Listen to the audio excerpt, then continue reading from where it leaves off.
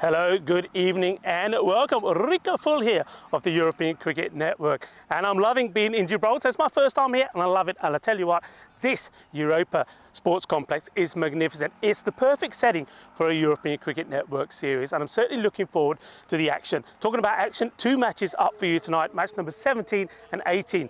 Rugby CC are taking on the Entertainers. Are we going to be entertained? I tell you what, we're going to be entertained. We are going to rock you here in Gibraltar tonight. You're watching the FanCode European T10 night series here in Gibraltar, and the action starts right here, right now.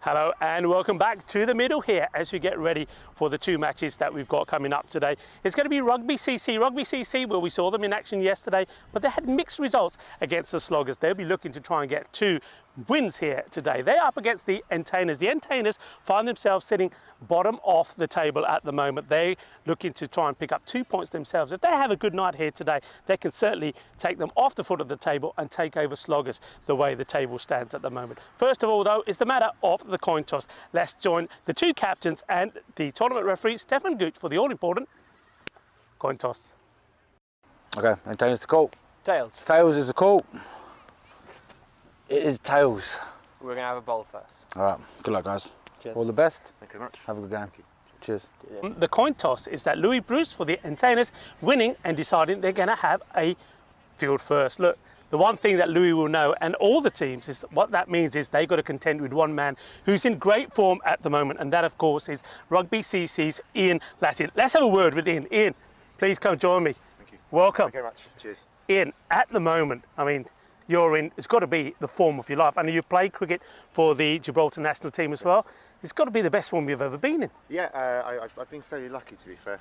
Quite a few people have dropped chances, but having said that, I've put the bad balls away, and I've just tried to bat positively, really. So looks like you've won one or two as well, have you? I mean, is there a story behind that one? Yes. Unfortunately, I mistimed a pull shot and top edged it into my helmet. So, yeah, I think I remember seeing that. That looked quite nasty. Yeah.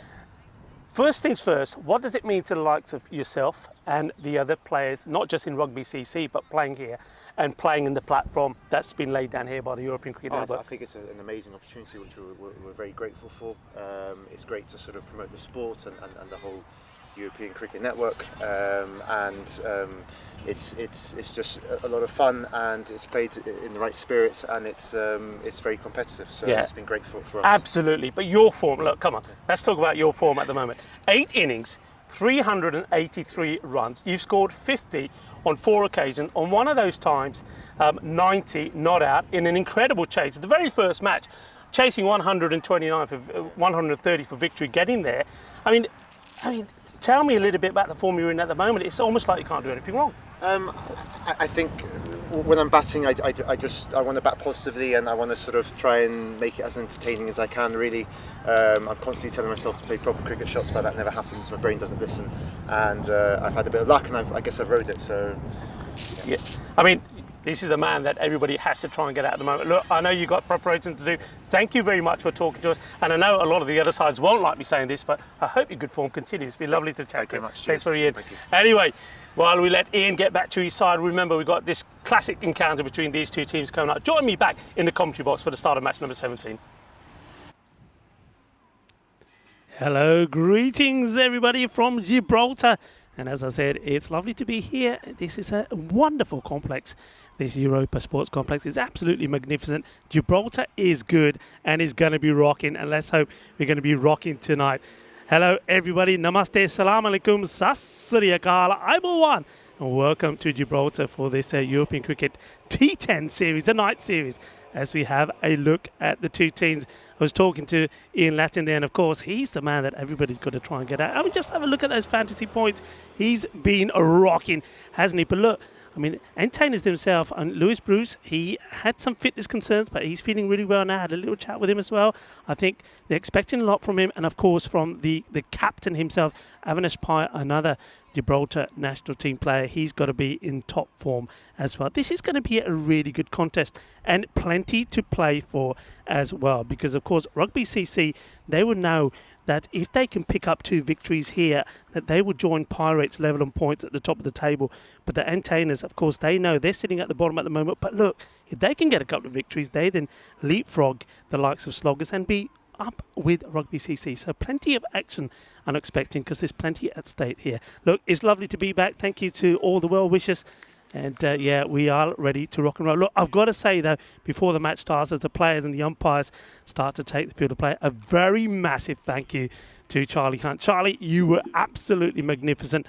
And I know you have to go back to do some of your uni stuff and get the chores going again. But look, you were great. I think you gave us a perfect start to the 2023 season. So Charlie, I'm sure we're going to see a lot more of you, and who knows, maybe you'll see Charlie and me together in 1 or 2 of the series coming up soon. This is the bat versus ball wall. They're saying that the expected scores here, Rugby CC looking 96 to 90, favourites to win this one. I don't think anyone's going to be too surprised by that. But look, you've got to remember Rugby CC yesterday, I mean, it was quite incredible, wasn't it? They won the first game, it was a close one. But what about the second match? I mean, once again, even though we saw that marvellous performance again from Ian, they weren't able to get to that score, and he almost got the 18 required of the last over, and he got 16 of them.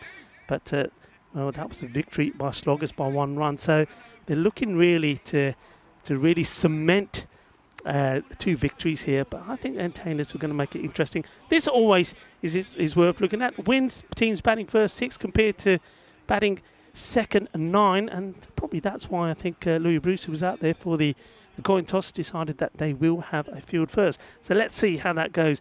2022, as you saw there, was even Stevens. So we're getting ready to go.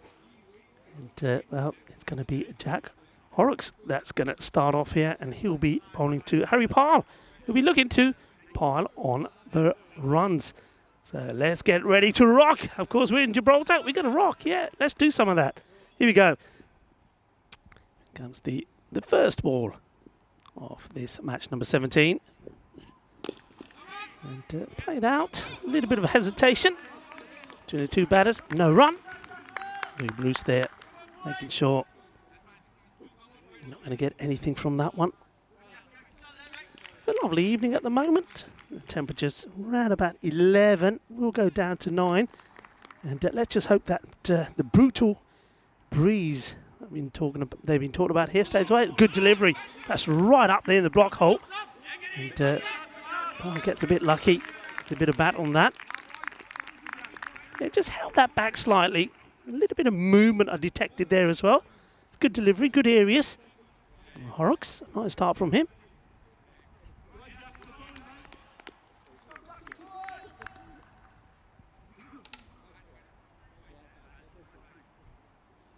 Welcome to everybody on the chat as well. Chris Smith, James Stewart, Mr. Maximo himself, Vinny Sandu. Hello, Vinny. Hope you're well. This thinks about the cheeky run. Horrocks, the athlete, getting there, getting down, getting dirty. No run there. Not on my bowling, he says. Dot ball. Nice start, nice and tidy.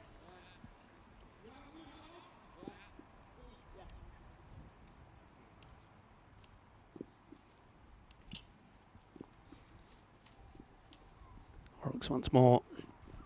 Oh, good areas. And this one escapes the keeper. Charles Morostero not able to take this one. Sort of just doesn't quite get the bounce right on this one. One thing that's been interesting for me watching, I don't know what our viewers think, is I mean, when this series started, the very first match, I mean, Sloggers versus Rugby CC, 129 and 130 were the scores. Rugby CC, of course, winning it in Latin, scoring a 90 not out to get that win. Oh, interesting. It was sort of didn't really play a shot at it, did Harry Pyle. And the wicketkeeper, well, a little bit slow getting to it. Needed to move his feet to come across.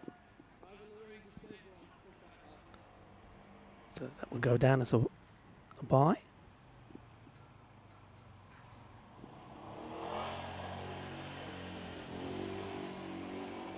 Horrocks. This is being whipped away. Gets a fair bit of bat on this. And is rolling. Will the fielder get to it? Yeah, he does. That's Matthew Whelan. Gives it some chase. Clips it away. They'll get a couple. Yeah, it's just a slightly one that was just drifting down the leg side. Gets a fair bit of bat onto that. The end of the first over. And the score is 5. Just have a look. Well, with this, no prizes. We're guessing who's the top run scorer for Rugby CC. Ian Latin, 383 runs. And just have a look at that. The next guy close to him is on 46. That's quite astonishing. Basically, the key there to the other teams. Get him out. You got a chance. Entertainers, Hatchman. I think Bruce, really, we haven't seen the best of Bruce or Avinash Pai yet. I'm expecting those two guys to come good. And on the bowling front, I think Rampage has been really good as well. Hey, listen, got a bit of a shout out to come here as Jamie Riley gets ready to bowl. And he comes. And I know a lot about this young man. Doesn't start with the best delivery. It's called a wide. 2 wides there. A bit of a loosener from the young man. An exciting cricketer is Jamie Riley. I've seen him when he was, well, he's still young now, but when he started up, he was half the size, I think, then. And he's a very, very good bowler. He's a budding star of the future. Better delivery, better line. But, not quite the shot I think the batter Advani was looking for, but he gets the single. Yeah, shout out to Richard Hatchman. His baby boy was born yesterday, and mother and son are doing fine. So congratulations to the Hatchman family. Richard Hatchman, the baby boy, born yesterday. Isn't that nice? Slightly shorter, doesn't quite get hold of it. Bit of a risky shot to play, didn't really get into position. Yeah, if we have a chance to see this again, he doesn't quite get into position early enough, look. Yeah, he doesn't move the feet, does he? Just needed to take a little step across and get himself in a better position for it. Not able to do so.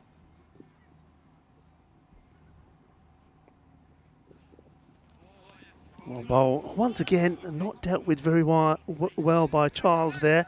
Barastero behind the stumps. Just, I wonder if he's just a little bit too far back for me. Let's have a look where this goes. Yeah, he's too far back.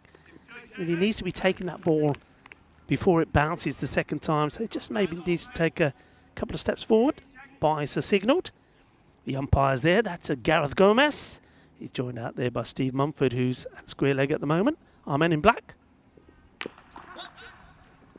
Gets a fair bit of bat on this. Has to rush. And, well, a direct hit would have been interesting. Well backed up. No runs there. Yeah, look, going back to what I was talking about, I mean, I mentioned the first match, a lot of runs scored, and I think everybody there then thought, hello, are we going to see another Barcelona, you know?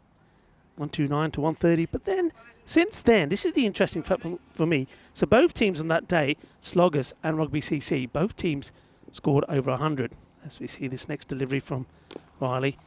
It's nicely played away, and he's timed this pretty well, and that's going to be 4 runs, 4 carreras. And it's a lovely shot, a little bit short from Riley. Doesn't quite get the bounce that he wants, but that's a beautiful strike there from Harry Pyle. Lovely. Nicely executed. 4 carreras, 4 runs. Good shot. Yeah, and yeah, so after that, so after those two teams, we've only seen 100 scored on 2 more occasions. The Pirates in match number 4, 106 to 92 against the Entertainers, and the Sloggers in match 7, 102 to Pirates 99. So, uppish, chance, and well, I think he gets 2 hands to this. That's Carlos Espinazo, but he's not able to keep it in his hand. He sliced it. I mean, that would have been spinning viciously. Yeah, maybe just catching the fingertips, almost finishing with a wicket at the end of his first over, Riley, but not quite able to do so. The over comes to an end. 15 on the board without loss. And you can see, just a recap of the tables, so Pirates sitting pretty at the top, but you can see Rugby CC, 2 wins here and they join them. And Tainers, they wouldn't want to see that, because don't forget, tomorrow you'll see that the Sloggers will be back in action against the Pirates, so they could see the gap between them and the Sloggers increase if they're not able to register anything in this contest today. The man who almost held on to the catch, Carlos Espinosa, is going to come on to bowl now. Bowling at Harry Parle. It's nicely played. The man has been moved finer now into that sort of deep point area. So this time around the ball doesn't go to the boundary. Yeah, so runs have been hard to come by, which is quite interesting, especially when, again, you focus on what somebody like Ian Latin's been doing. But he did say that he has had a bit of luck as well. And I'm interested to see whether that's just, I mean, a combination of where the bowlers have just been bowling a very good tight line. And what I've noticed is nobody's trying to bowl too fast. It's all about line and length.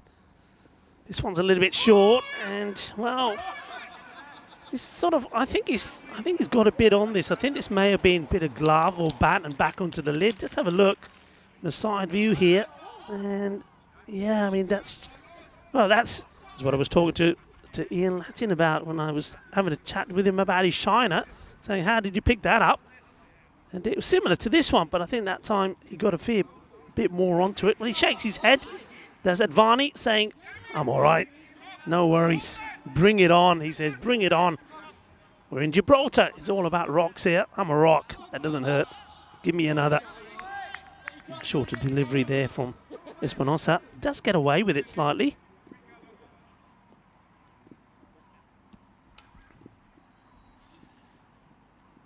Espinosa once more. Oh, this is a full toss. I think this is going to be called, yeah. Well, he gets away with this. Well, he's हाथ जोड़ के कहता sorry यार ball wrong निकल गई. But look, if you're the batter here, you want to say, right, well, mind you, he's been clocked on the lid, so you can imagine why he doesn't want to go after this. Well, I think Carlos Espinosa is thinking, well, if I can't get you out, I'll try and knock you out. Free hit. The license to go the full Monty. And he gives it a fair whack. And the chase is on between the fielder. Has to get down. He does get down. He does get dirty. But he's not able to stop it. Kafi कोशिश की fielder ने Paddy Hatchman no. But चौका लग गया. It was short again. You see, he does everything right apart from stop the ball. Yeah, he's disappointed with himself, is Hatchman. Well, he left the hatch wide open and the ball goes through. 4 more runs. That's what they need. A few more boundaries here. And, well, he dealt with the free hit pretty well. And Varney, this is going to be called, I think, well, the umpire's just checking there whether that's going to be a wide or a no ball. I think it does just catch, yeah, just catches a bit of the pitch. Yeah, just dropping his arm a little bit. Just got to get that arm up. And the front arm, left arm, and with that, it'll keep his body posture a little bit straighter. Let's see what the reply is here. Short again. This one's gone aerial. How far does it go? Well, it won't bounce before it goes to Paddy Hatchman. This time makes no mistakes. Yeah, short. Just, I think it's just playing a little bit too early. It's the batter. Just wait on that a bit, and he's looking to hit more in the square sort of leg side area. Square leg, third man. Well, this one has been hit pretty high in the air, and it will land well. The only person in danger there was the umpire at square. Well, they're taking him on, and that's well run. 2 runs. Yeah, good running. And good applause from the rugby boys, saying that's more like it. Bit more energy. Remember, you don't want to keep the likes of Ian Latin sat on the bench too long. Oh, it's another Gandhi ball. And, well, that's his second. And he's got to be careful here. That's Carlos. Because if he bowls another one of those, he's going to be off. I mean, he's only got 1 ball to finish here. That's, yeah, I mean, despite those the wides and the 2 no balls. Another free hit coming up here. It's only just gone for 11, so it's not so bad. Can he finish it though? Short, and misses out on it once again, just too early. You just see, just playing too early. Just got to wait on these. See, he's trying to hit it hard, but look how early he goes here. Swinging already, and the ball goes past him. Once, well, not only does he swing past it, he runs past it as well. So finishes with a dot. Had a few issues, Espinosa, but didn't go for too many. 26 without loss. I think this is where, this is where really, as you see the umpire signalling the end of the power play, this is where you got to get going. And once again, the man in black out there, Steve Mumford, Gareth Gomez. Third umpire for this one is Medadalb. And of course, the match officials have been supported brilliantly and led by the tournament referee, Stefan Gooch. Saw him out there earlier doing the coin toss. And, well, just I'm not as good as Charlie and Vinny when it comes to the chat, folks. I'm sorry, as this one been hit towards cow corner. It will be fielded, nicely done by the captain, Evanesh Pai, who has a shine. And, yeah, I think they would have maybe have just got there. Well, the son wasn't able to get a wicket. So they decide, well, why not try James Riley? This is father and son out there. Always like the family affair. So James Riley, the father of Jamie Riley, sort of gets this better delivery. Are they looking to push again? They are. And I think this is the case. Look, you might as well go for it, because I think both batters out there, Pal and Advani, they know that you've got Ian Latin waiting to come in. So you might as well just try and make 2 of everything. If you get run out, well, it's for the course, because you don't want to leave Latin there too long. Of course, look, the captains do have the option to retire a batter out if they want to. Don't see that too often. Something that surprises us sometimes. So going along nicely here. Hey, listen, another interesting fact. I was talking about that 100 has only been scored on 4 occasions. Twice in one match. Both teams scoring 100 and 2 other occasions. But no team, so this is match 17, as this one's a wide. They think about taking another extra, but the keeper, Borostero, recovers all right. No team's been bowled out. A couple of times there's 9 wickets, but no team has been bowled out either. So that's quite interesting as well. So, comes down the pitch, hits this pretty hard, but doesn't quite time it. Will they try 2 this time? It's already in the hands of Hatchman. No, they decide not to. A wise move. Quick shot there of Gareth Gomez, the umpire.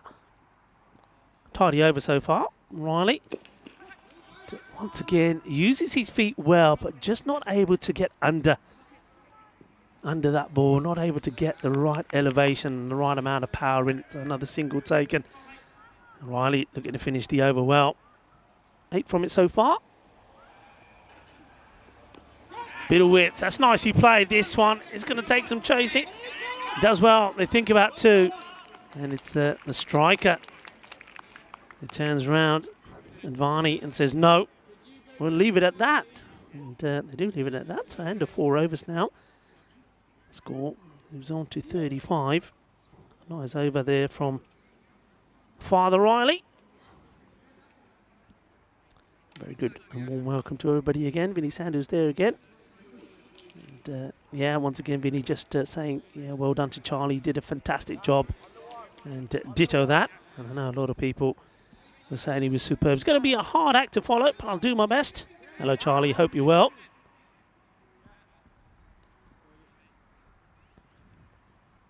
Whelan. Once again, a lot of intent from the batter, but not able to get a lot of power in the shot. Matthew Whelan.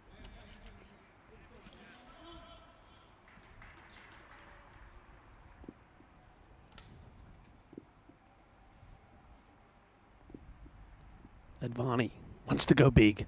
Will he come down the track? He gets a bit of width. This one comes in a little bit to him from Whelan. Yeah, I think what I like to see here now, when you know you've got plenty of wickets in hand, I mean, this is the time where we basically are saying to the batters, all right, look, come on, come down the track, have a big hoo-ha. If you miss and you're stumped, fair dues. Oh, and this time, he nearly chops this onto his stumps. Yeah, you've got to come down to these, I think. come down, get to the pitch of it and try and hit straight, hit hard. Only just the 1-4 in the inning so far. No Maximo. And this one could be it, and it is. Balle, Guinness on a Shaka Lagya. We're right on cue. Well, that is the commentator's kiss. I said no Maximos, and boom, Shaka Lagya. Harry Parr says thank you very much. And that's exactly what I'm talking about. Get to the pitch, get right under it, and punish it, put it away. Big shot. And well, there you go. That's the first Balle of the 2023 season. And let's hope there's a few more to come. Well, this was a bit of a miscue. And will they go for 2? They decide not to. Personally, I think now's the time where you've got to go for it. Take everything on. Ball moves on to 19. Well, Advani, anything you can do, I can do as well. Well, he tries. Clever delivery. It's actually well bowled from Whelan. I think Whelan expecting him maybe to come down and try and take him on, but he just bowls it a little bit fuller. Look, hello everybody. I hope you're doing well. And hello to you, Charlie. Charlie, look, well done.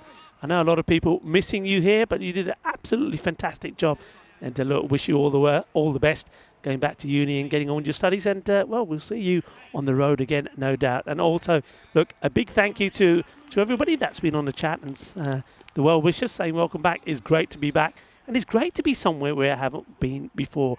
And I have to tell you that when I've been watching this on and off on the stream, it looks fantastic. But being here and watching it live, it's sensational. What a great setup this is. And I tell you what, it's right up there with one of the top destinations as well. I know that the ECN crew have been telling me all about Gibraltar and saying how good it is. I tell you what, they're not wrong. It looks smashing. Sliced away, third man in action. No mistakes. Takes that like a hot potato. But deals with it well. There's Gideon Crichton on to bowl. 44 at the halfway point. So again, look, the average score so far in this series has been 92. So it looks like it could be around about the time. This is a good delivery. Cuts in. Well, the footballing skills. Well, he's not a defender. Here's the man behind the stumps there, Charles Barastero, because if he was, that would have been a goal. You don't have him there on the sort of goal line clearance. Puts his foot down at it. I think he had time to get across and to get his hands to it. Not the best of deliveries, but still, it's another extra that probably could have been dealt with. Byes signalled.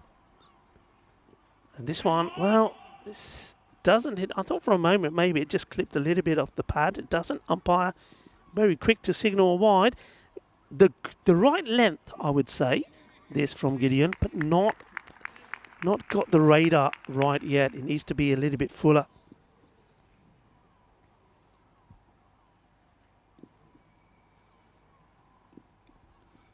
See if he can get this one right. He does, and he's unlucky. That's what he's looking to try and do. Started round about outside off and gets the ball to swing in. And this time, Varney's played all round this. He's got to do better now. That's 17 deliveries. He's gained at less a run a ball. I think it's time. It's now or never for Advani. Thing is here now. Look, this is technically thinking. If you're an entertainer here now, you're probably thinking, hey, let's not try and get this wicket. You know who's to come in. Up in the air, and he's sliced it away. It chases on.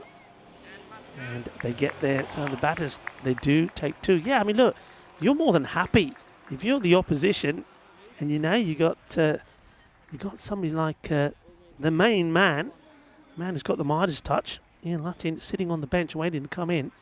You're probably saying, hey, let's not take a wicket. 50 comes up. Crichton once more. He's playing with that line. Yeah, catches it, and that will be called. Anything there or thereabout. Consistency from the man in black. And wide is called. This time stopped by Barastero. I still believe he's standing a little bit too far back.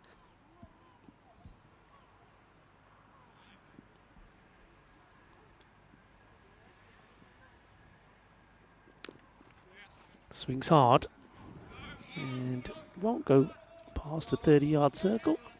Throw comes in. Good hustle.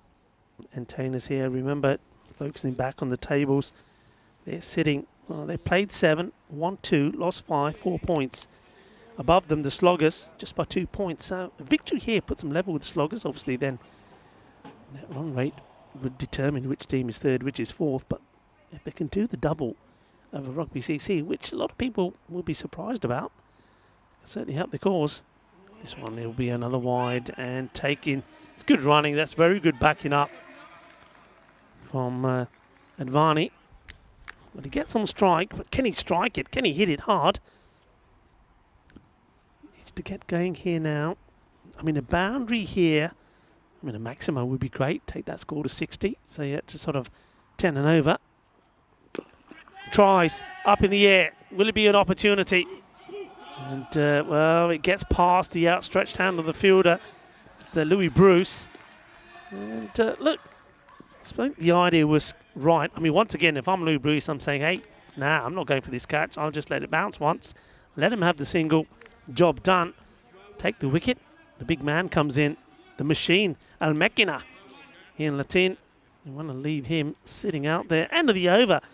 And, well, and even though there's been a few issues with a few no balls and wide, I don't think the captain can be too disappointed with the 6 bowlers that have been used so far. So end of another one. 56 without loss. So yeah, that average score, as I mentioned, that's been 92. It's around about that at the moment. And of course, one man we know who can change that and can change it pretty quickly. And that's Ian Latin, who's yet to come in. You know what's going to happen here. I'm building him up so much. When he goes out there, he'll do nada nada. Then everybody will blame me. Anyway, let's see how this goes. Pyle, getting ready to go again. And yeah, just see, this is where I know if Corey was here, he'll have his red marker out. He'd be going mad. In fact, he'd be painting this stadium red. He'd be saying, there's no intent. There's got to be more intent. I mean, I know Riley, this is son Riley now. Jaime Riley coming to the bowl. He's a good bowler, gets good Yorkers going. But wickets in hand, you've got to go after this. Riley starts very wide. Good delivery. Probably deserve better. And they run and run hard. It'll be a bye. But it's, yeah, good bowling. Could hear that from here. Nicely bowled. It's a cunning bowler, isn't it? I mean, left-handers. Left arm over the wicket. It creates that angle, which makes it very difficult. Okay, Pyle, we know he's got the ability here to 6. Strikes it pretty well, but straight to the fielder. Nicely dealt with and looked to 2, but they're not going to do it. It's a good bit of fielding out there. No mistakes. There was one that did get through, but not this time round, says the fielder. Nicely done.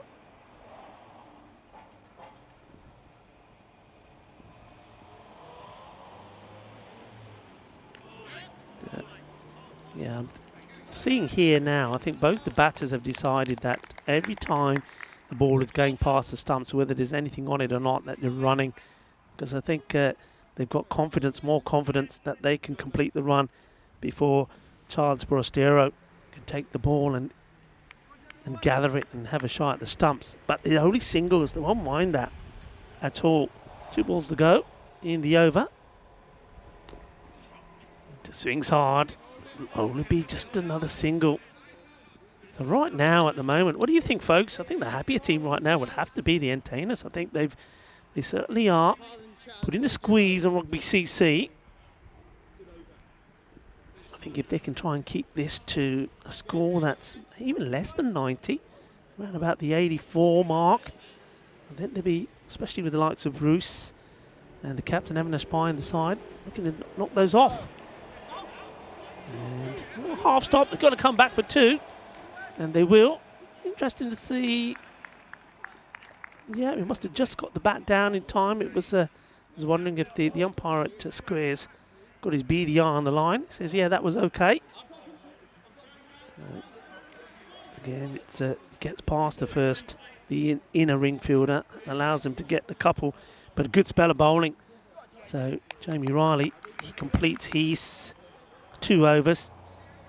And Does really well indeed. Just 14 coming off them from the young man. Yeah, watch out for him. He certainly is going to be one of the stars of the future. I can tell you that now. 63 without loss. This will be a wide. Apology straight away from James Riley now. Papa Riley. Starts with the wide.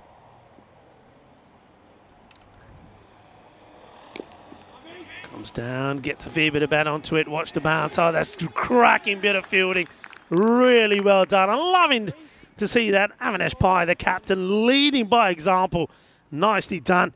And good work there from our camera crew as well. Big shout out to Spring Productions as well. Andres Romans and Richards. Big swing. And this time they decide not to run, but a little bit too wide. Wide is signalled by umpire Gomez.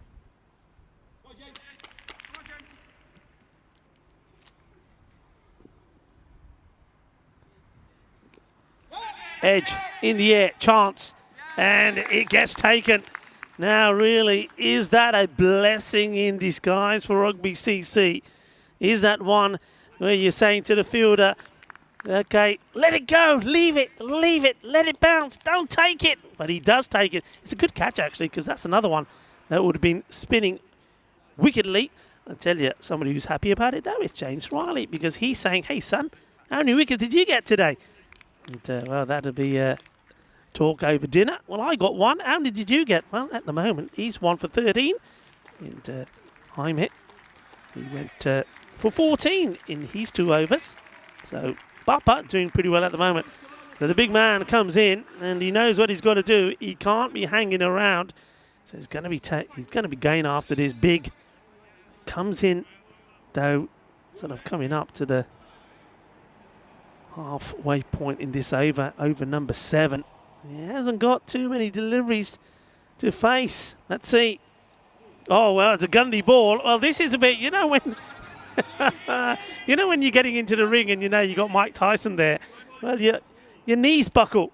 Well, I think the old Elvis song goes, my hands are shaking and my knees are weak. I can't seem to stand on my own 2 feet. Well, I think that Riley there thought, okay, the big man's in. And he got a bit of the wobbles. Well, that was a Gundy ball.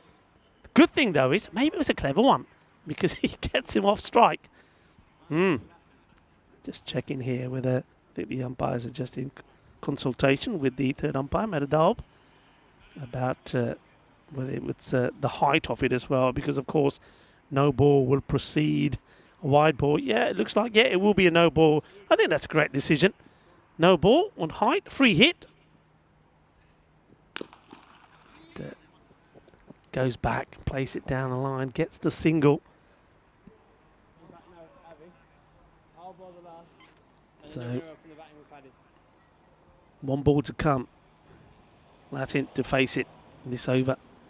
Comes down, doesn't quite get under it, plays a nice shot. I mean, he'll take the single. That'll take him back on. Well, they watch this, they think about taking another. If he wants to stay on strike for the next over, I think he's basically saying here to Advani, look, try and hit boundaries. Advani does come down, totally misses this, and so does the wicket keeper as well, though. So Borostero. So it will go as a bye, as we now do get to the last ball of the over. Can he find the boundary fence here? Riley, 1 for 16. Hits it hard, and there it goes. Bolle, bolle, bolle. Boom. Shaka. Yeah, well, that's what he does. He does well. Great use of the footwork. And once he gets there, well, that one's gone. Well, that's brutal. And Ian Latin, he is opened his account with a big 6. And that's exactly what they need here. So 78 on the board. The end of the 8th over. And that, again, why, look, I don't want to go on about this, but that's why you probably, if you were Gideon Crichton, they're all probably all saying, don't catch it, Gideon, let this one go, because you know who's coming in next. Well, it's too late. He caught it. It was a good catch. And I think James Riley's happy because he's going to go home with a wicket under his belt. The only wicket that's gone so far. But one man that can really hurt you is out there now. But, look, only 12 balls to go. So this is where Intainer's now thinking, okay, we know what we've got to do. We know who we have to keep off strike. Once again, a big shout out to everybody that's watching around the world, and to our global cricket family. Thank you for joining us here in Gibraltar. And look, big thank you to everybody that's on the chat. And also to all the moderators. The moderators, you know, always give us some cheer. I like to say they keep it clean, healthy, entertaining, enjoyable, and respectful. Cheer, that's the word. Thank you guys, doing a brilliant job. Okay, here we go. In comes Jack Horrocks, another left armour. And a bit of an inside edge here. Well, the footwork method works. Puts the foot on it and gets the single. So Advani now, his role, as he himself also has gained less than run a ball, is to try and get that in on strike. Let's have a look at this field now. So what have you got? You've got the two men straight back. So long on, a long off on the boundary, cow corner. And you've got protection in extra cover. Nobody back at square leg, though. Oh, big swing, well bowled. And hesitation, direct hit, and it would have been out. So he decided to go for it. I don't think Ian Latin really wanted to. You can see here, thinks, all right, missed this, I'll take the next one. But have a look. Yeah, he would have gone. I think that would have been an easy decision. And Gareth Gomez. And Tin Redmond is giving us a donation. Thank you very much indeed. Hit firmly. Would just be a single. No mistakes from the fielder. Fielded very well. As the captain, Avinash Pai, remember, made a cracking stop early as well. He'd be very happy with the way his team has responded here so far. James Stewart saying, cheers, Tim. Yeah, cheers. Well done.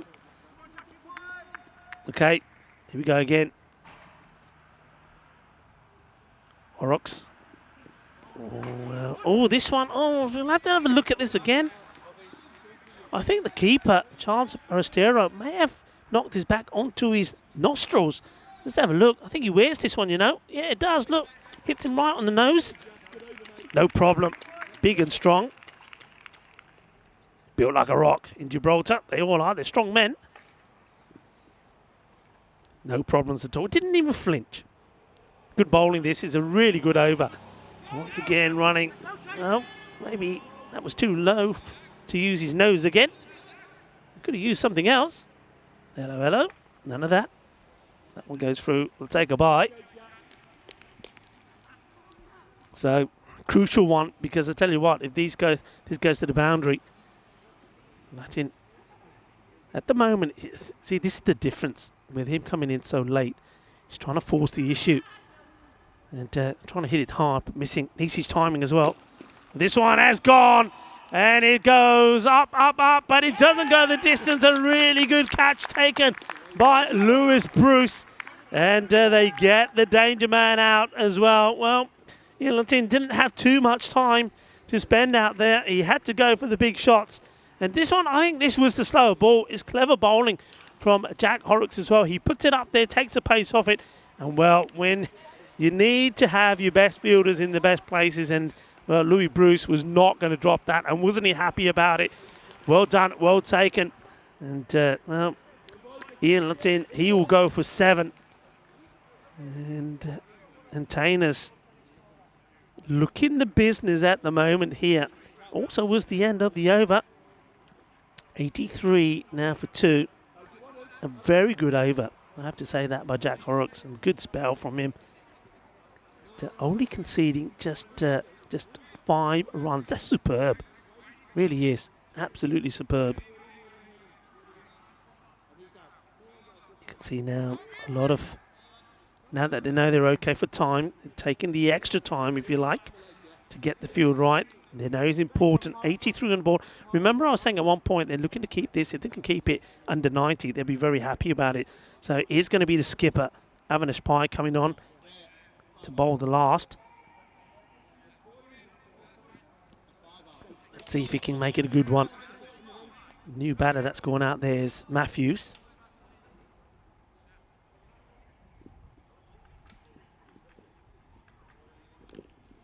And they're going to run hard.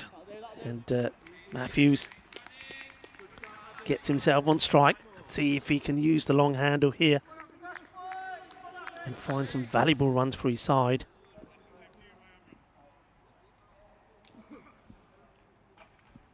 Man out so far. See this one, catches the shout, and well, it goes high in the air, but he doesn't get the distance, and Louis Bruce takes his second catch. Nicely done. So Avinash Pai says, thank you very much, son. That's another one to me. And unfortunately, that's going to be it's going to be one of those, isn't it? Well, I did the balles earlier. This one is nicely taken. And that's the end of Advani. He will have to go. New batter comes in. In fact, that's the end of Matthew. So, yeah, I was looking at my screen and thinking, well, I've done the balles. What I haven't done is the... Well, there you go, because that's the duck. And I think that's a golden. It's a golden one as well. So it's in a golden duck. Oh, swings hard at this one as well. Will they go for two? And they think about it. And, well, what about this? I tell you what, if he's bowling, this one would have been called a no ball, would have bounced so many times before it got to the keeper. Let's have a look at the throw. I don't know if we have time for this throw. There's the hit. The fielder picks it up. I don't know if we got time to see it. Maybe it's one for the replay. And, well, that's bounced about a few times before it's got there. Half-hearted appeal. And at the moment, running for everything as we're getting to the end of the innings here. So, Pyle, he made 25 of 23. Varney's still there, but he hasn't really got going. And, well, an opportunity. Can he hit him? Oh, well, he has time. He queued it up, but he misses it. Could have been a run out. Well, how important could this... You know, there's been so many close games here. Things like this could be so important. Has the time, gets a second chance and misses. Does everything right, doesn't he, apart from hit him. Even took the glove off. So Borostero misses, comes down the wicket. 2-2 is the shout. And pick up. And it's another interesting throw. Another interesting throw through. Well, it's the same guy again. Watch this. Well, I'll tell you what. This one, where does this bounce? It does well to get there. Watch the throw. And, oh, I like it, the technique. But that is the end of the innings. And Tainers, they do keep the score to below 90. 89 for 3. And once again, it's all about getting the ball in the right areas and creating frustration. I think the frustration there really was, I think if you're rugby CC, is that your main man is coming in too late. And by the time Ian Letton came in, we were sort of halfway through the 7th over. Doesn't get too much opportunity. Did hit one big six. But, yeah, I was ready to go. I'm happy to be back. You can see that. And I tell you what, it was a good, I'm going to say, all-round good bowling display. There were one or two extras, but they managed to contain. The field was kept right. And little things like that early on. Look, you see, I'll say again, if that had gone to hand and the catch taken, you get the danger man in early and anything could have happened. Well, that one was a rare error. But Hatchman more than made up for it. And that was the big six. Only 2 sixes in the innings. Not too many boundaries really to talk about at all. But it was all about keeping the pressure on. And yeah, number of 4s. Just the 1 4 and 2 sixes in the whole innings. It tells you a story. And just good bowling. And that over there, I think that was a really good over. Very good catch from Louis Bruce. And, well, that one was the important one. That was getting Ian Letton. And then, well, get the opportunity to take another. I like the way he gets there early. Gets there early, composes himself, balances himself, and takes a really, really good catch. So, good performance there from Antanas as we get ready to have a look at the scorecard. But once again, I think it reflects back on what I've mentioned before, that batters are getting in, they're spending time out there, but they're not able to find the boundaries. So plenty of contact on ball, but you can see that Harry Pyle, 23 balls, 25, and then 31 balls from Nikhil Advani. Bats all the way through the innings, but really, I think if you're going to bat all the way through the innings and face more than half of the number of deliveries in the innings, you've got to do a bit better than that. Put a lot of pressure on the captain, Ian Letton. He came out, did hit one big six, but couldn't really get the acceleration going. Well, you'll have a look at those bowling figures. James Riley, well, don't forget he did pick up 1 wicket, but he didn't end up bowling to Ian Lattin, who did pump him for 1 big 6. But you're going to be happy with that. I think the captain, Avinash Pai, will be very happy with the way his team have performed. Not just with the bowling, but I think catches. One thing that Ian Lattin said earlier when I spoke to him, he said he's been lucky. He's been dropped a few times, but he wasn't lucky today. Louis Bruce took 2 really good catches. So a top performance from the entertainers. But look, we do know that the teams, and especially somebody like Rugby CC, they've got to these sort of scores and less and being able to defend. Let's see how they're able to do this time. I'm going to leave you with that match summary there. So Rugby CC 89 for 3, 90 will be required by the entertainers if they're to be victorious here and look to move them off the table. Join us right back in about 10 minutes time as we come back for the conclusion of match number 17.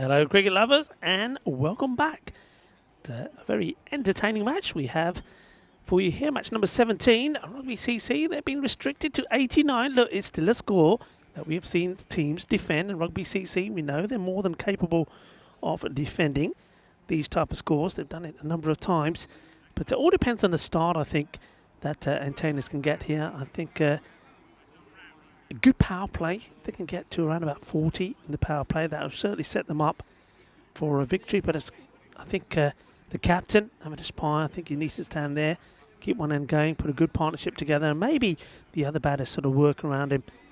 Amadeus Pai is out there, and Paddy Hatchman. Amadeus Pai will take the first delivery, and looks like it will be Mohammed Roshan to bowl the first over.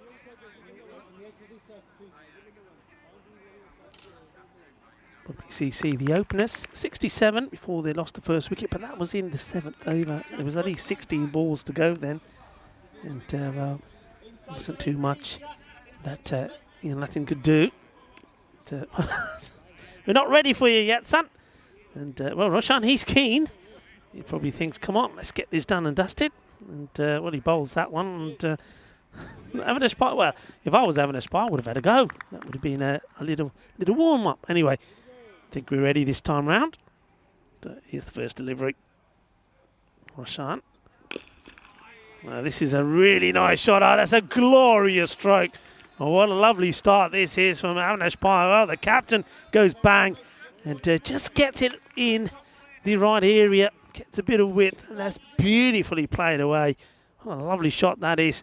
Beautiful timing. 4 runs straight away.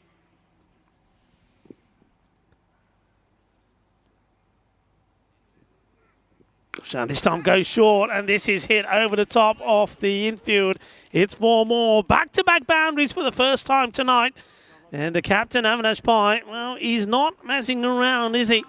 He bowled one very good over as well, which only went for 4 runs. And now, well, he's dealing with 4s. 4 runs of his over, 4 on the back of his shirt, and now 2 4s. Great start. He's not looking to hang around, is he?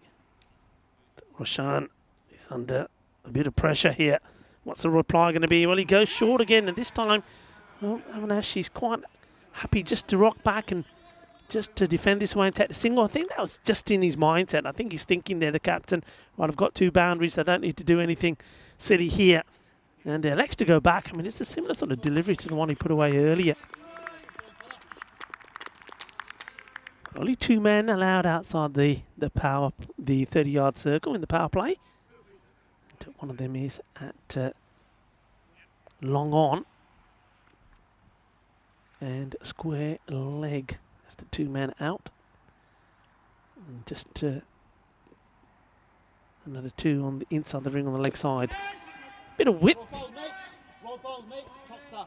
They'll take the single. Hatchman gets himself off the mark.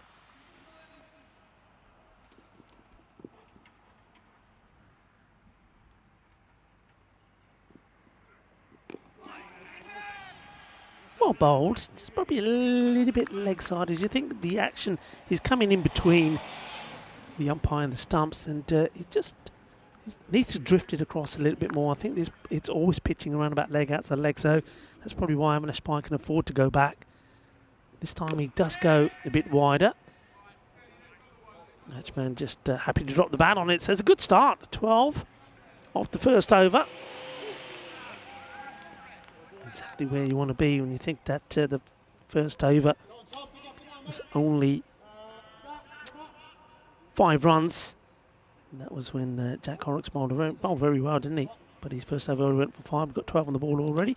76 matches without a golden ball. Charlie, what happened? I thought Charlie was the golden ball guru. Not happened. Well, will it happen while I'm here?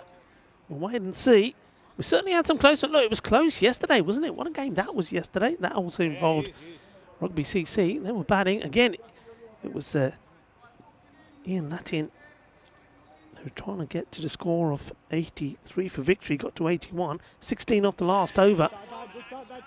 Just fell short. But, yeah, there certainly was a tingle in the air yesterday. And, well, maybe here in Gibraltar, this magnificent Europa sports complex. Maybe it's score around sort of between 85 and 90 is golden ball territory. Short, well hit, and a nice shot to play in the power play. Just a little bit too short, and liking the way he swivels on this, you see. It's all about footwork. Watch the swivel. This is a little bit of the MJ. Oh, as he gets the swivel. Thank you very much. Gets plenty of it. And a good shot in the power play. You know, as I said earlier, only the 2 men allowed outside, so hit it well and get it over. This one is too wide. It's a good leave.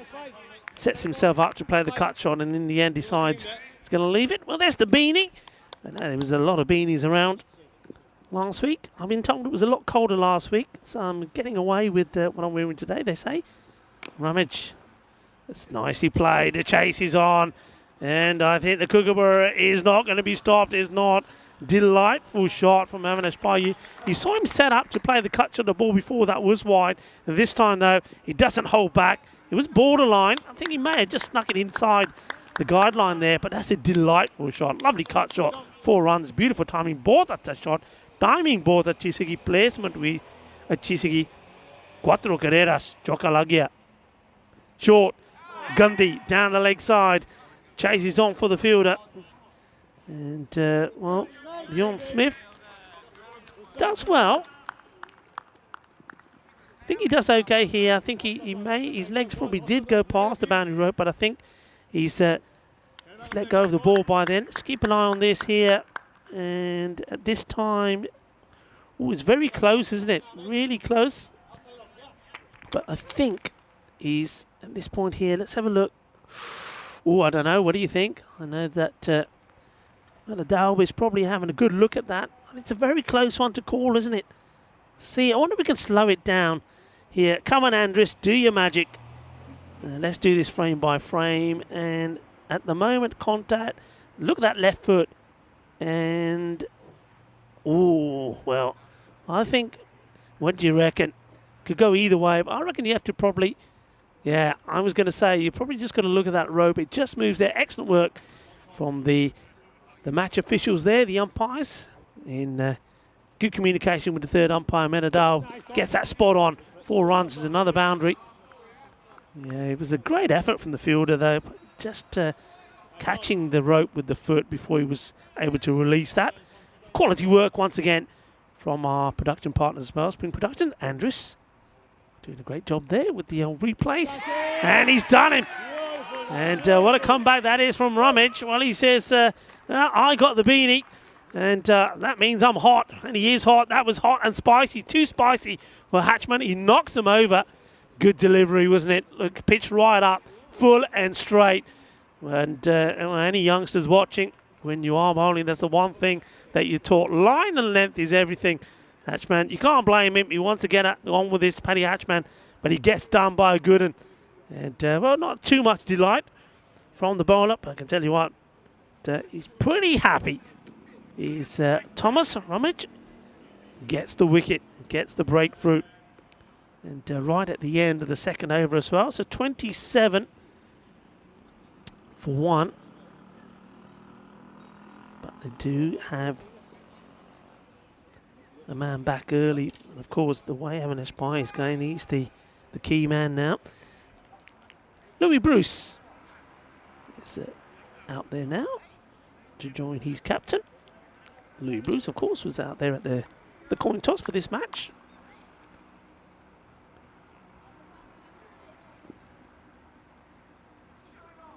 So the last over in the power play, and I'm pretty sure that Avinash Pai will be looking to go over the top once more. Pitch right up, and good footwork, and a good shot. What I like here about Avinash Pai, he doesn't go across the line. Look, it's a good follow through with the straight bat. He doesn't lose his shape, doesn't go to slog it. And as a result of that, he's not beaten by the flight. Gets a single. So Louis Bruce to face his first delivery. Advani. Oh, this is plum.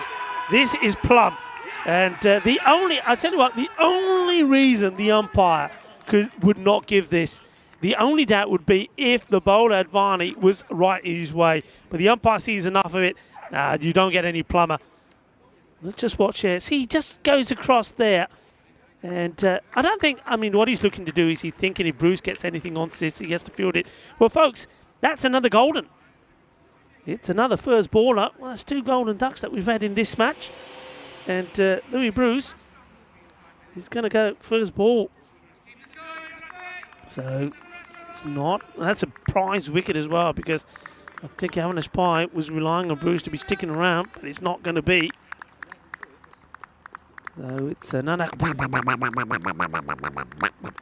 know we're surrounded by the sea here. The Med meets the Atlantic Sea, and that's why sometimes you get the very wintry, stormy weather and the high winds. But well, I don't know where the ducks will go. But yeah, that was plumb. That was a very easy decision, the umpire. So it's not a good sight at all for the batter. And Louis Bruce will have to go. So now a little bit of pressure on the antennas. And that's not a good reply from Advani.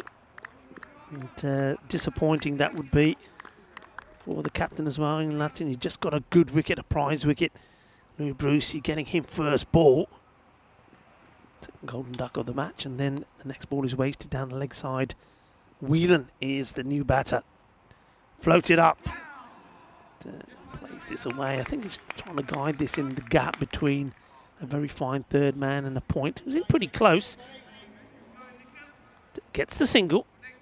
Gets himself off the mark.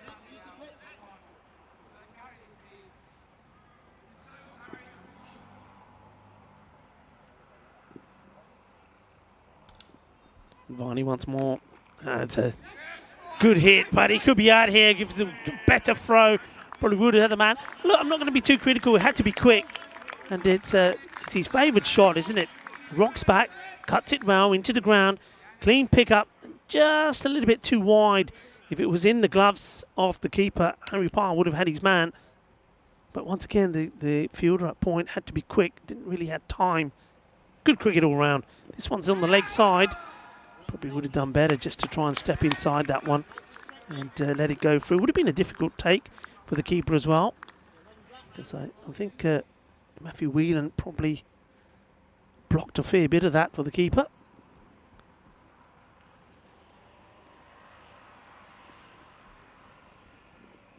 Oh, this one almost takes leg stick. Goes across the line, does Whelan. I think in Avinash Pai, he's probably, I mean, he's going well at the moment, but he's probably in danger of losing his partners there as well. Just seeing there, he was just out of his crease as well, wasn't he, Whelan? I think if the keeper was standing back and had taken that, he could have been in the spot of bother. End of the over, so that's the end of the power play. A very good over indeed. Only 4 runs come off it. They picked up a wicket and a prize wicket as well. That's the way the table is looking. Maintainers looking to go level pegging with the Sloggers. Of course, would have played a game more than them. It's the end of the power play. Signalled by the umpire who's cleaning windows. No, he's not. Gareth Gomez giving us the signal for the end of the power play.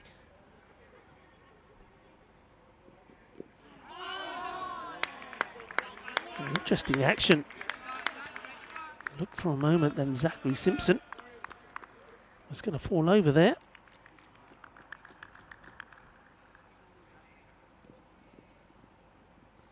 The Duracell Bunny.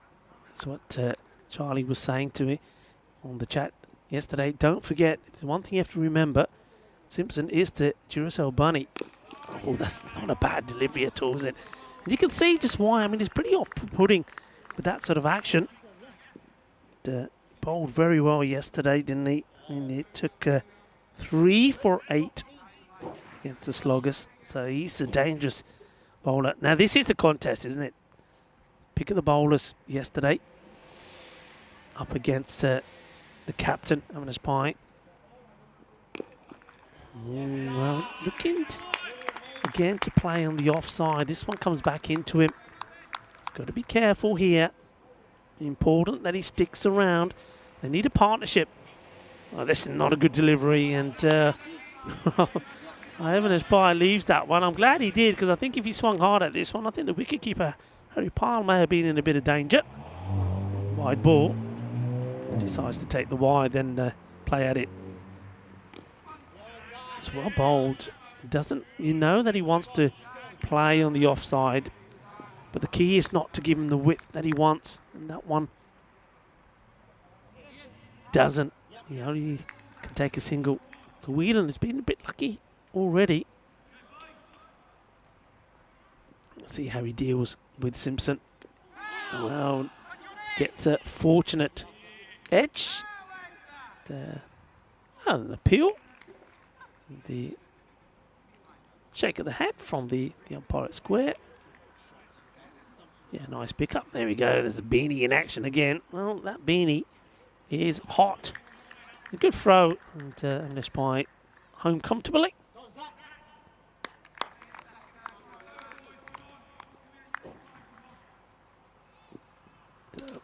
Can the Duracell bunny Simpson get a breakthrough here? Slightly shorter, and this one he has the freedom to rock back and play the cut shot. Doesn't quite get the timing right, but he will get the single, and that means he will go back on strike. So another tidy over. So after a pretty good start, 27 of the first 2 overs, you can see that only got 10 runs off the next 2. So taking the pace off certainly have seemed to have worked. Wickets to fall so far. Paddy Hatchman, he went for 3 or 4 deliveries.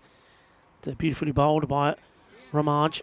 And then, well, the unfortunate Lou Bruce, who went back to a good delivery from Advani leg before without scoring off his first delivery.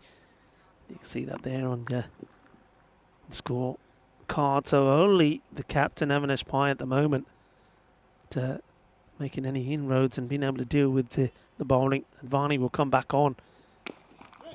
Hits this well, hits it hard. Should be looking for 2, and they do. It's well fielded. And out there in the deep. Yeah, once again, the key is not to try and give Evans Pye too much room. They've only got just the one man out there in the offside. I'm just thinking that the shots that he plays, maybe you can give yourself a bit more protection. Full toss, hits his hard, but oh, well, it's half a chance. And well, he hits it strong, he hits it hard, but didn't hit it long. He gave half a chance to the fielder, who, well, I think he does get a hand on this. I think that's Simpson. So, well, what a big opportunity this is. If this is taken, well, you would have been right in the match. But the chance goes down. Simpson not able to hold on to it. And just remember that. That's Evans Pye being dropped on 29. And this is another full toss, and this one is probably going to beat the fielder. Yeah, it is. It's the same fielder who had the opportunity to take the catch early at Simpson. He comes round, but he's not going to get anywhere near that. It's not a good delivery. In a way. So after a very good first over, just getting this wrong.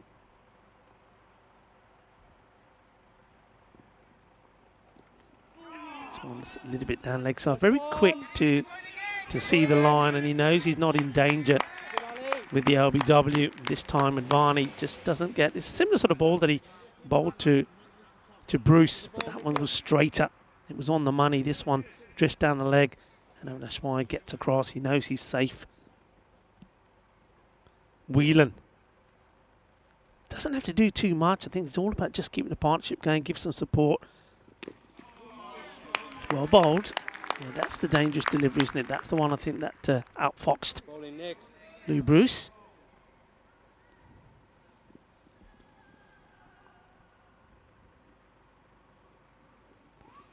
And he could be gone here. I think, and he's got his man. Advani, well, he's not looking at the umpire. He says, yeah, I gotcha. Really good work there from Harry Pyle. So Whelan will go as well. And, well, it's all about Evans Pye here at the moment. We were talking a lot about Ian Latin and how important he is to Rugby CC. Well, at the moment, it looks like Avinash Pai is important for his side. Really good bit of bowling. He draws out the batter, and a very good take from the wicketkeeper. So Harry Pyle, another one bites the dust. You can see he's very disappointed with himself. Is Whelan, but he has to go. We got a game on here, folks, haven't we? Avinash Pai, the captain of the Antennas, he's looking good, he's looking set, he's playing some nice shots, but he's losing partners at the other end. Welcome everybody to the European Cricket Network and this European Cricket T10 series, the night series here in Gibraltar. Loving being here. It's my first night here, and I'm so glad that you can all join us as well. We know that we have the best viewers in the world, and wherever you're watching from around the globe. It's lovely to have you, and thank you to everybody on the chat as well. There's you see new batter makes his way out. Is Crichton. Let's see if he can give his captain the support that he needs. Needs a partner he can rely on. So this is not a good delivery. They're just straying down the leg side again. When he gets it right, Simpson, he can be crucial. Simpson, of course, he would love to pick up the wicket of Avinash Pai. He put him down when he was on 29, and worse still, the ball then went to the boundary. But this time Pai wasn't able to deal with it. So a bit of change now in the field because left-hander, Crichton.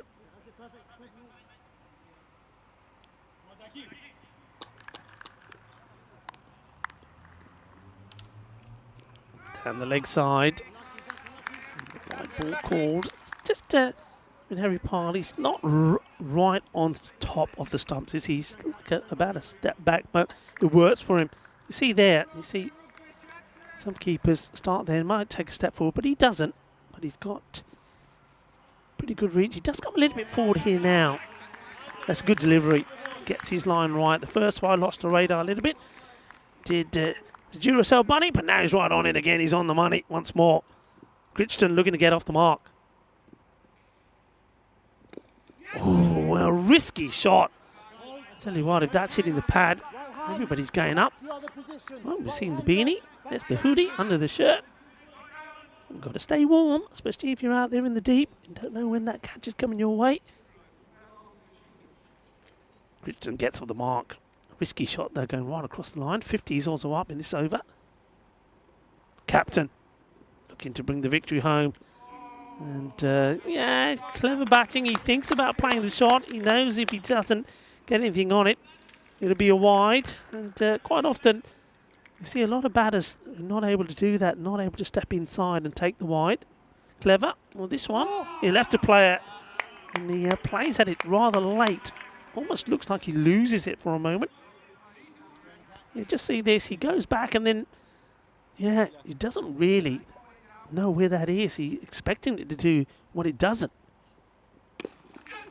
Once again, on the offside, straight to the fielder. He's quite happy to take the single. Give the strike back to Crichton.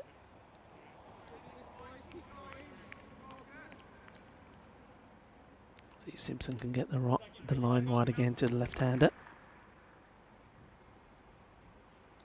Slightly shorter. Plays and misses at it. So he's had one down the leg side, he's had one wide on the stumps, and now one a little bit of width, but not able to get anything on it. This has been launched, is up in the air. How far is it going? It bounces once and is well fielded, taken on the bounce there by Thomas Romich. It gives it a good hit, but well fielded. Let's have a look at where we are here. Look at the bowling figures there so far. So it was an expensive start. Roshan went for 12 and Ramage went for 15 apiece. That Ramage did pick up the wicket, but then it seems to be the spin that slowed things down. 56 for 3.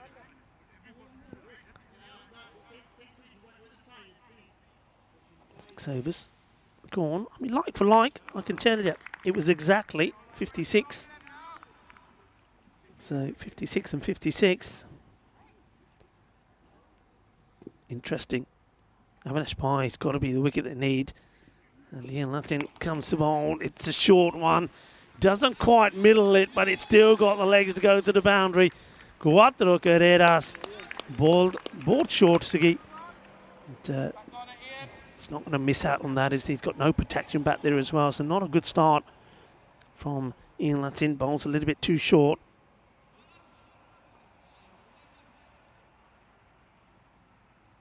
Not what the captain wanted. It's a battle of the two captains. Fielder has been moved and goes back on the boundary. Better delivery. It's a nice shot. Was smothered by the fielder. No mistakes. Single taken. Crichton will go back on strike. Already shown in that last over that he's got the ability to hit the ball well.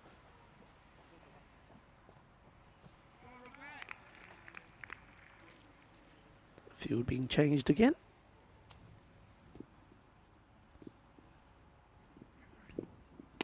Floats this one right up. Oh, he's got him.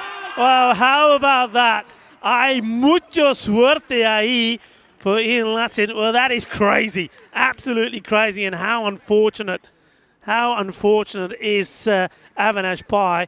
And I tell you what, this could be a match-changing moment. It really could be. Well, I said it's the battle of the two captains. This is pure luck. I mean, this is pure luck. I mean, if you're in football, this would be like a back kick that goes into the goal. Would he's flicked this somehow onto the stumps? Avinash Pai has to depart, and this is as unlucky as it gets. And he had no chance there, just backing up. And yeah, I think Latin knows that he's very fortunate.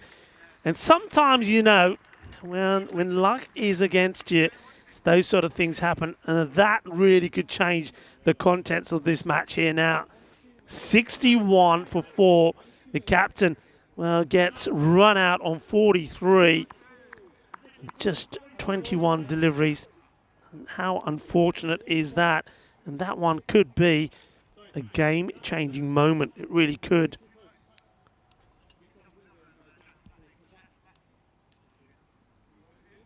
So now really it's where if you're looking to put the squeeze on, here's the captain. Latin comes on. Floats this one right up there. It's high up. Chases on. And, well, it's going to be 4 runs. Cuatro carreras. And Bjorn Smith tries his best to stop it. It was right on the money. Floated up there on the stumps. If he misses that, he's in trouble. And, well, tries to stop it. Does the fielder. He's not able to do so. And, that was Christopher Gomila, actually. Valuable runs. Now goes, gives him a bit of width, and this is well struck as well. And this could be 4 runs. It is. 4 carreras más. Que guay, que genial. And these are very important runs in a low-scoring match like this, where, well, little moments like that make such a big difference. So after losing the wicket of the captain, Avinash Pai, Crichton then steps up to the mark. Gets 2 boundaries, back-to-back boundaries. Just the way this innings started. I think this is outside the line on leg stump. It's the length was good. I think the one that he did clip last time, which went to the boundary, well, that one was straight out. This one, I think it's just outside. Yeah, very good umpiring. Excellent call there from Steve Mumford. Steve Mumford, actually. Every time the ball is hit straight down the ground, sort of over the long off, he always squints a little. I'll tell you why, because that's where he lives. His house, you can see it from here, is just over the boundary fence. A good clean hit, well, it's breaking his windows. So every time the ball is hit straight over his head, that's why he's always squinting. He's thinking, please, not another window. Anyway, this is the match coming up next. These two teams, of course, do it again in match number 18. But at the moment, which way is this going to go? So 70, 4 wickets down. 18 deliveries to decide which way this one goes. A little bit short. Will it be a dot? Oh, well, it should never have been a run there. They do get one. But the question is here, though, Are they happy with this? Because it means you get young Jamie Riley now on strike. So he's the new batter. And I think bearing in mind that Christian has just clubbed a couple of boundaries, you're probably happier bowling to Riley. That's not a good delivery. It's too short. Two left-handers in as well now. So waste no time getting off the mark. Gibraltar, I tell you what, interesting facts about Gibraltar. Coming here over the border, I mean, I don't know if you know that, you actually have to cross over the runway. So when you border control, when you come through to Gibraltar, you're going over the runway. So if there's a plane or anything coming, you have to wait.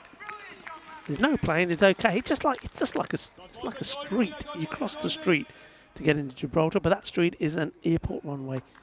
Very interesting fact. Also, around 13,000 people every day come into Gibraltar from the other side, from Spain, of course, that work here, backwards and forwards. So it's probably a pretty busy border. Nice stop. Liking that. Gets dirty for his team. And now, well, Jamie Riley almost overcommits. He's sent back by Crichton, saying, hey, stay there. Don't be silly. Don't run yourself out. Only 6.8 kilometres inside Gibraltar. Not very big at all. Little island. It's a nice looking shot. We'll take the single. Hold it, hold it. Matthews. The bowling here, John Matthews.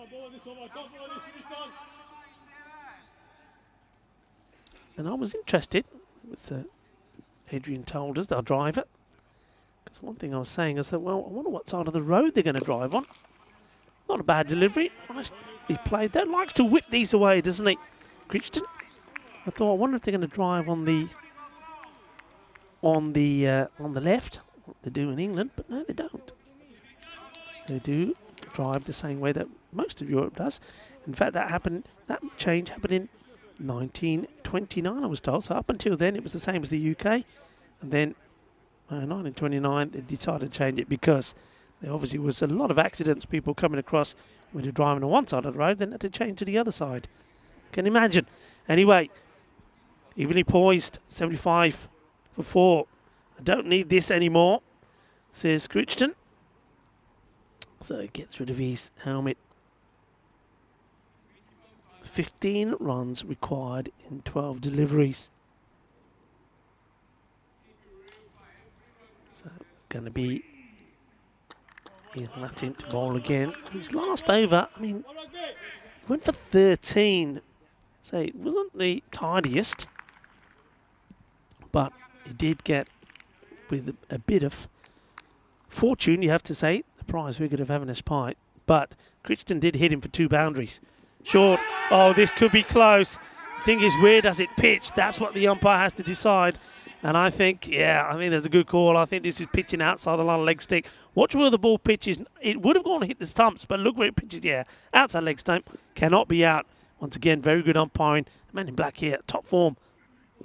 Flights is up. This will be a no ball. Yeah, he's onto it straight away. Too high. And it's a wasted delivery, really, because if you're only giving Crichton just one, you'll take that. And he had an opportunity to keep Riley at the other end. Bowls a dirty one. Riley does the best thing, really. Gets a single. So free hit now to Crichton. Oh, well, he's not out. But you know what? He's not out here because it is the free hit.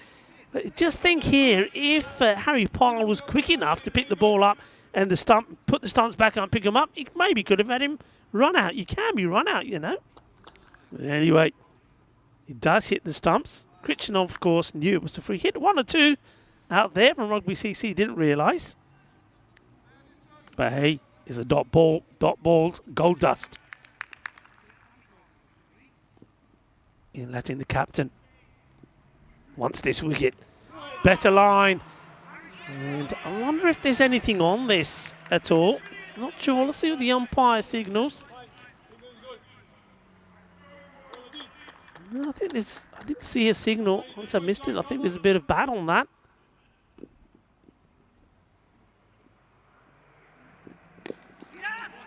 And there's that little flick away again. Takes a single, getting there. Little by little, we are going. It looks like here into the last. Anybody tingling? That's what I want to know. Anybody tingling? Nicely played. Gets down. Good pick up. Good throw. He had to get down. Had to stop that. He's got nobody backing him up. Once again, keeps it to a single. Young Riley playing the perfect support role here at the moment. He's on strike again here now. Doesn't have to do anything crazy. And it's another, not a good delivery. It's down the leg side. So just having a few issues getting the line right to the left-hander. And lucky to get away with that, really. I think if he's bowling that to Crichton, it would have been smashed away. So we are in the last over. The score, 82 for 4. 8 runs needed of the last over.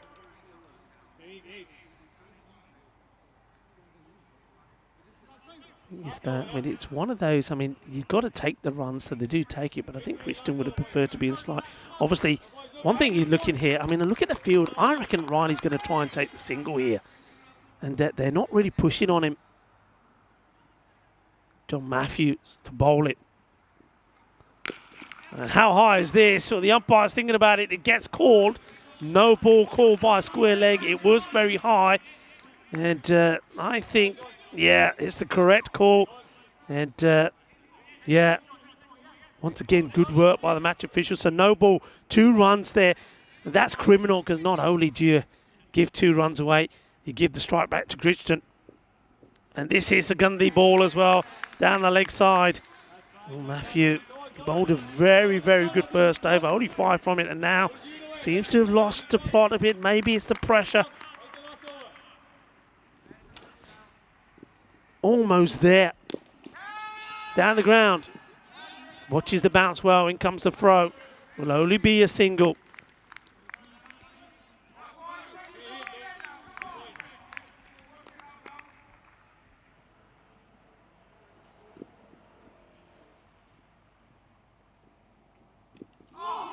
Oh, well, this is a bit of luck, and this one will go all the way. And that will be it, I think. This one goes to the boundary. If my calculations takes that score to 90. I think the umpires are just checking with the scorers, but I think the walkie-talkie will say game, set, match. So it's victory for the Entertainers. They do get the victory over Rugby CC. Well, look, the last time these two teams played, they evens were shared. The Entertainers won the first match, match number 5, by 9 wickets. Then Rugby CC, they won the second one by 32 runs. Will it be the same here tonight? Well, the first victory, first joy goes to the Entertainers. It's a good victory, but I think a lot of it was done by the way they were nice and tidy in the field. They bowled well, they kept things nice and tight, and they held their catches, and that made all the difference here. And, well, it's another one that gets close to the wire. But maybe, well, there was a little bit of luck on both sides here, wasn't it? I think we saw the bad luck getting that man out, Avinash Pai, and that could have been the crucial moment in the match when he gets out. He batted so well, didn't he, for 43 of just 21 deliveries. But look, that's one thing I'm talking about in these matches. You need to have a good start. You need to have a positive approach in the power play, and I think the captain, Avinash Pai, certainly did do that for his side. Also bowled really well, the one over he bowled, just giving 4 runs away. So maybe his name is certainly in the hat for player of the match performance. We'll have to wait and see on that one. But he was unlucky to get out. Well, there was no unluck about this at all. It was a perfect delivery getting Louis Bruce out at LBW. He had to go for a first baller. And one on both sides on that front. But the key wicket really came from getting a bit of luck. It was Ian Latin who came on to bowl. Didn't bowl particularly well. He did struggle with his line. He was a little bit wayward. But when they got that stroke of luck getting that man out, and you thought the game was going to change. But then luck works both ways, and it was a little bit of luck on the front of Entertainers to get them the win in the end. It was great work there by the wicketkeeper. Great bit of stumping. Quick hands from Harry Pyle. And, well, the batter wasn't very happy to see himself get out that way. Matthew Whelan had a bit of luck early on, but no luck involved. But there was a lot of luck involved here. This was Well, it's not often you see things like this. Only here on the European Cricket Network. Hay mucha suerte for the captain. But that smile didn't last too long because he does end up on the team that end up losing. And, normally, if he doesn't score runs, that's what happens. So is he going to come out and shine in the second match? Maybe.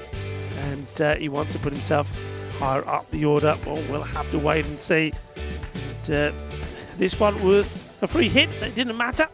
And that was the way it ended. And it was young Jamie Riley. Good moment for him hitting the winning run. So maybe once again he had a little bit of luck that went his way. But again, an exciting match. It goes all the way down to the wire. And enjoyed by a lot of people as well, including myself. Thank you to everybody on the chat. Enjoy this one.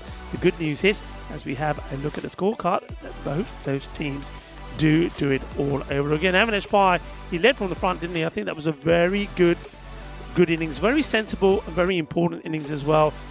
And he certainly gave his team a very good start. He lost his partners along the way. And then Gideon Crichton, well, when he came out, he looked a little bit all over the place, but he settled down. And the key thing, I think what Crichton did well, is when Avinash Pai went, he didn't bottle it, did he? He thought, okay, I've got to take control, and he did. And I think in that over, that Ian Latin got the wicket of Avinash Pai, he then went after him and back-to-back boundaries, put the pressure right back on Rugby CC again. So well batted from him. And then a good little partnership there towards the end with young Jamie Riley coming in as well, showing no signs of any nerves as well. He also bowled very well and batted very well as well. So that's the first match, number 17, the first of two here today. And it is the entertainers that are victorious. You see there that Ian Latin will be a little bit disappointed in the number of runs he gave away there, a few extras as well. And well, when it's a low-scoring match like this, they do it with line with 4 balls to go. So a low-scoring match, when you're giving away too many extras, then it is going to hurt you. So there's the match summary. It's victory by 6 wickets for the entertainers. So Rugby CC, they no doubt will be looking to bounce back like they did and have done on so many occasions. So it is going to be another one where both those teams are going to share the spoils. Well, I hope you've enjoyed that match. Of course, we will have a little bit of a break now of around about 25-30 minutes or so, and we'll be back for match number 18. So make yourself a little snack, make yourself a cuppa. Well, no matter what time of day it is, there's always time to have a little bit of snack. Put the kettle on, make yourself a cup of tea, and join us right back as we get ready for match number 18. Rico Full here of the European Cricket Network. Lovely to be here, and lovely to have you there as well. Join us back in about 25 minutes time when we get ready for the start of match number 18 between the same two teams, Rugby CC taking on the entertainers. We'll be right back.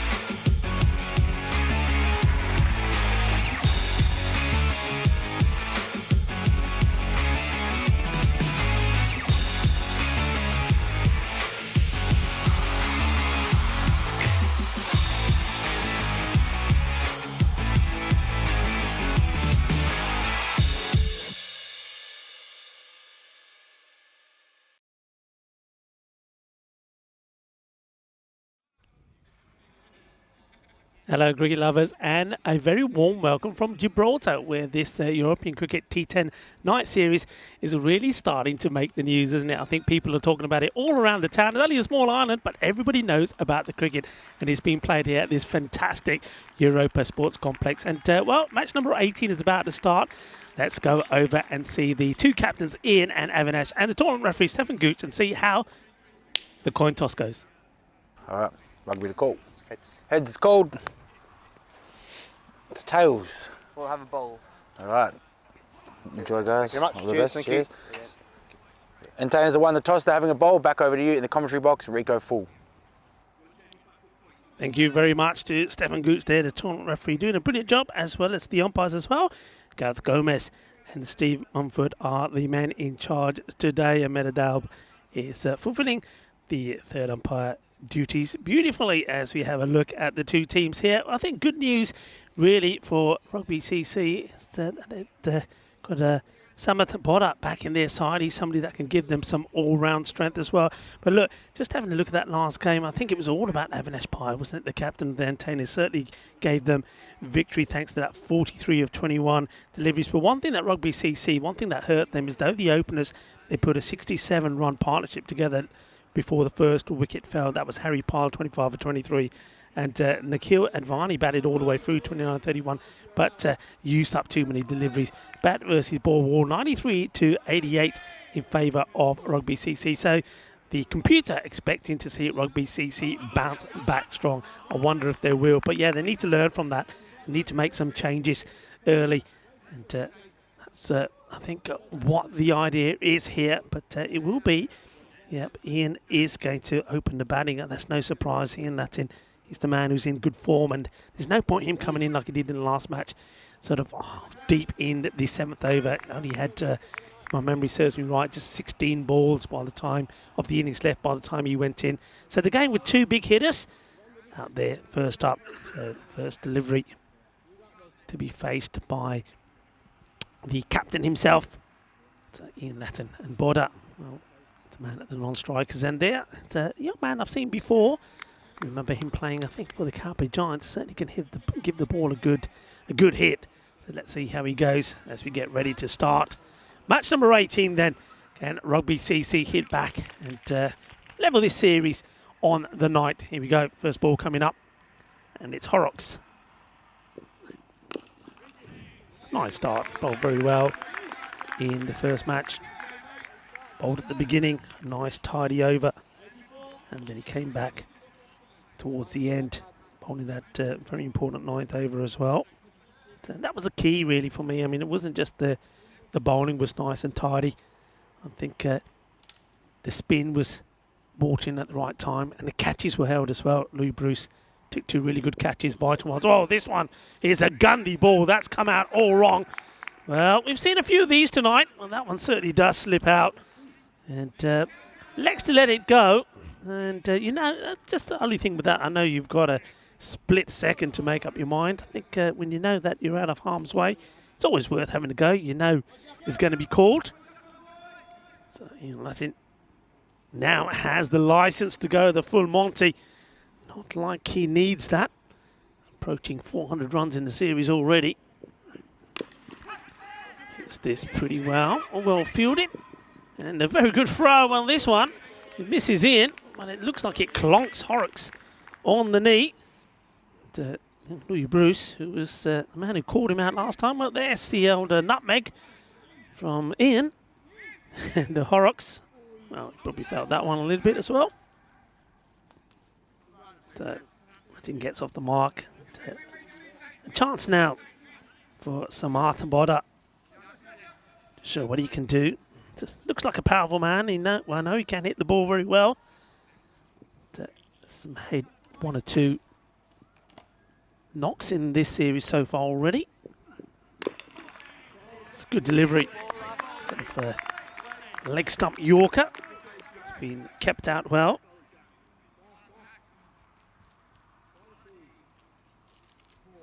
Welcome back to everybody that's tuning in on the chat as well. Vinny Sandu is appearing, and I'm glad and hope you had a very good holiday as well, and to James Stewart as well.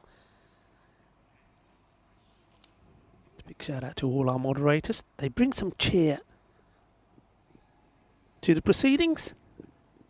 It's well bowled again, identical to the ball before. Plays the right shot but doesn't get the feet in the right position. That's a shot. He needs to move across.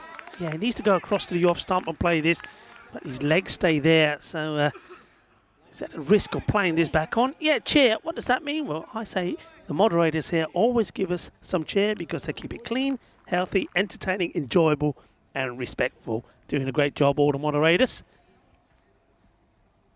And thanks for all the support from everybody out there watching.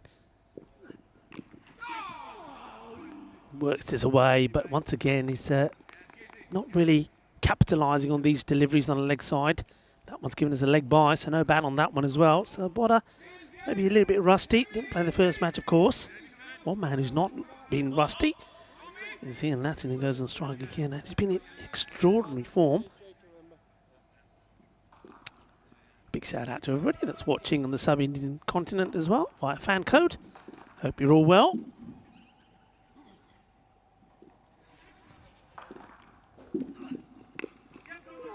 Just guides this away, and good work there on the fielder.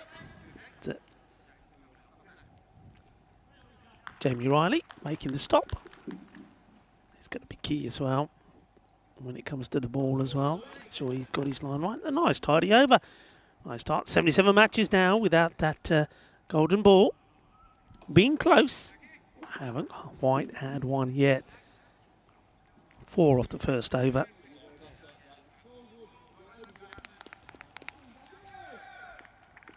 So Horrocks starts away that he did in the first match. Kept it nice and tidy right at the beginning.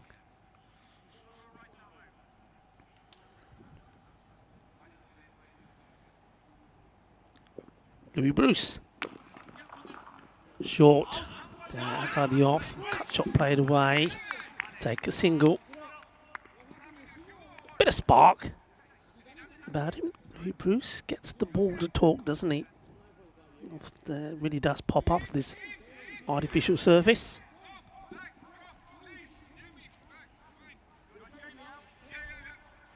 I'm talking about some of the important knocks for me in Latin. Have a look at those in a minute. First, let's see how Bodder deals with this one. 3 balls not off the mark yet. And still not off the mark. Bruce gets a hand onto it. No run. I mean, it started, of course, in match number 1. Ian Latin made that 90 not out, chasing 130 for victory. Did it with 9 wickets to go. Then he made 46 in match 15, 53 match 6. Just takes one hand off the bat. Once again, no run. Same fielder in the action. Matthew Whelan. Match 11, 38. Match 12, 52 not out. And then, of course, there was those scores yesterday, 55 and 47. It's a bit of a run machine. This one's been hit pretty hard. And the fielder does get something on this. It's gone pretty quickly. I mean, he saves runs, doesn't he? I think they get 2 here, but he certainly saved a couple. Let's watch this again. Short, it's there to be hit. And it's an outstanding effort. Gets one hand onto it. That's the captain, Avanesh Pai. That would have been a superb catch. Oh, that's a beauty. Absolute beauty. And shake of the head of the umpire. I wonder if this catches a bit of bat. I mean, it's pretty full. Well, to me, it must have caught a bit of the bat. It was a really good delivery. Very close. The umpire decides, no, not out. Bodder gets lucky. Very good delivery. This one's been hit hard, but once again, great work in that position. Matthew Whelan, I often say that I like to see fielders deployed in these close areas more often, and that's the reason why it stops batters getting easy runs. Bodder getting quite frustrated. 8 balls, just 2 runs. End of the second now. Really struggling. 7 on the board. Latin is 3 or 5 balls, but Bodder 2 of just 8. Louis Bruce. Very good over indeed. This is the tables now, so you can see there, Antennas, they have levelled themselves with sloggers, but on net run rate still sitting at the foot of the table. But they can change that in this one. Slower delivery. Gets away with it. The umpires looking at each other. I think it's just gets away with it. It's a slow delivery, but it comes out wrong. And only just okay. And you can see Latin looking around. He wanted it. Umpire score for me. Horrocks. Not saved him for the last this time. And this is another slow one, but this is Gundy ball, and he gets put away for 4 runs. The first boundary of the innings. Yeah, it just gets this all wrong. It's a bit of a cutter, isn't it? He rolls his fingers over it, but he doesn't get the line right at all. And because of the action, the ball ends up too short. And no mistakes from Ian Latin. He needed one to come out the middle of his bat. He gets one, gets his boundary. Maybe that will be him up and running now. Not the best of deliveries from Horrocks. Tried to do, I think, the double bluff there with 2 slow balls on the spin.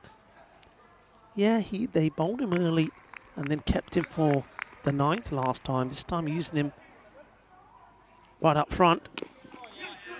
It's well bowled. And, good backing up from Bodder.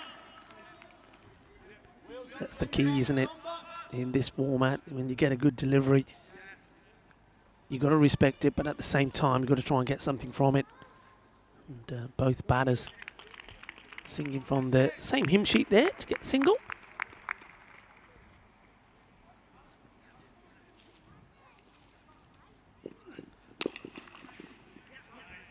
Is it me, or does that bat from Bodder sound a little bit hollow? Well, if he went straight away, I think that's... is that Louis Bruce? I think if he went straight away with this, he would have had him. Look, he hesitates with the throw first time. Just here he hesitates. Then he says, well, I might as well have a go. And then he does, and he hits him. And Bodder only just gets his bat back. And gets lucky. Yeah, a slight bit of hesitation. I think if he went for it straight away, would have had his man.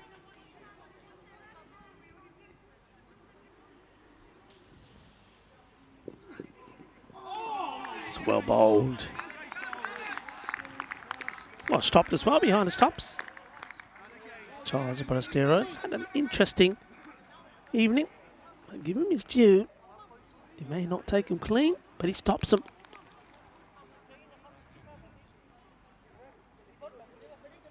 Horrocks looking to finish his spell well. Just 9 runs, ball to go. Latin wants a boundary and doesn't get one. Just another dot. A really good bit of bowling there. And the pressure certainly on is not the power play that Rugby CC would have wanted. It's not the start they would have wanted to try and get back into this little mini-series between these two. First blood, of course, went to the Antennas, winning the first one with 4 balls to go. Chasing that score of 90 for victory. So, end of the power play, signalled there by Steve Mumford, the man who's got the house. That a good hit. Oh, I reckon what a good 90-metre hit. And that's his house there, right behind. Long off, long on and long off. Have gone back immediately. Mid-wicket on the boundary as well. No square leg. Square leg inside the circle, but point is back. Tries to work this, I think, into that vacant area. Doesn't quite get it right. So Bodder still struggling with his timing. But yeah, I'm going back to the sound of his bat. Every time he hits that, it seems to be a big hollow sound.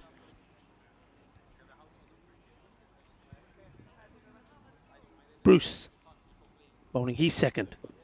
This is being hit well. It's a well-timed shot.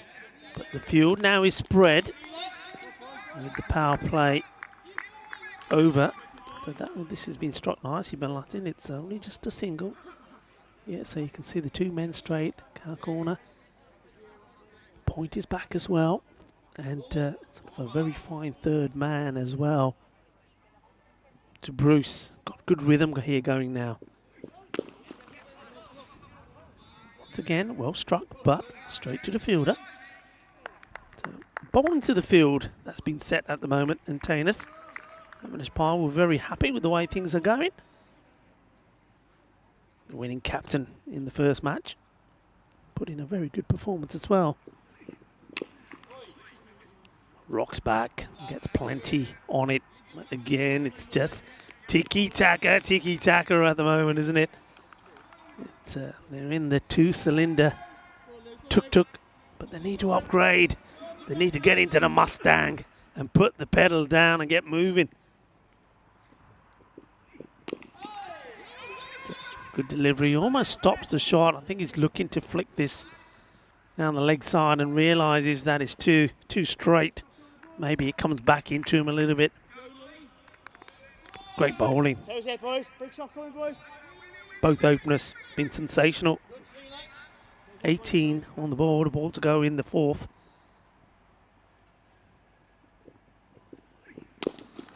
It's a lovely looking shot, and well, it's very, very well fielded. The umpire had to be a little bit quick there as well, did Mumford. Let's have a look at this, how close. Well, he was just taking precautions. Timed it sweetly, but once again, straight to the fielder. So they don't hit the 20 mark. It's 19 off 4. And Latin Umboda, well, Latin does come up higher up the order, but he hasn't been able to get going so far. 13 deliveries to 11. Boda, well, 12 balls. He's faced just 6. So really, they're in a similar sort of position as they were in the last match. But in fact, they're even going even slower in the last match. The two openers, well, the 61 partnership they put on, but couldn't really get going.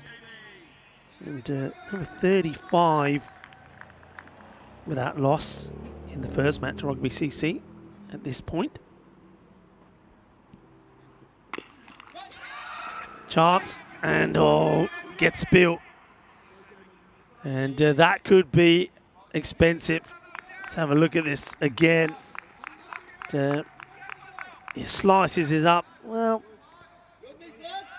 doesn't quite carry. He was in probably 2 minds. Disappointed that it's gone past him as well. Half a chance maybe. Slow delivery. You can see here now pushing for everything. Father and son. Well, it was father that let the ball go through last time, and it's more dinner table banter. It'll be between the Rileys.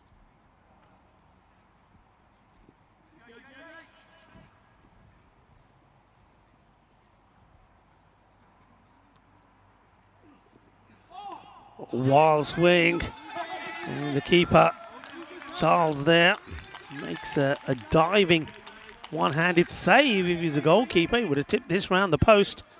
Does well actually. I think this was a clever bit of bowling again from Riley. Just takes the pace off it, but that ball just ends up swinging a little bit. And Charles Barastero diving to his right, gets the glove on it, but not able to stop the ball getting past him.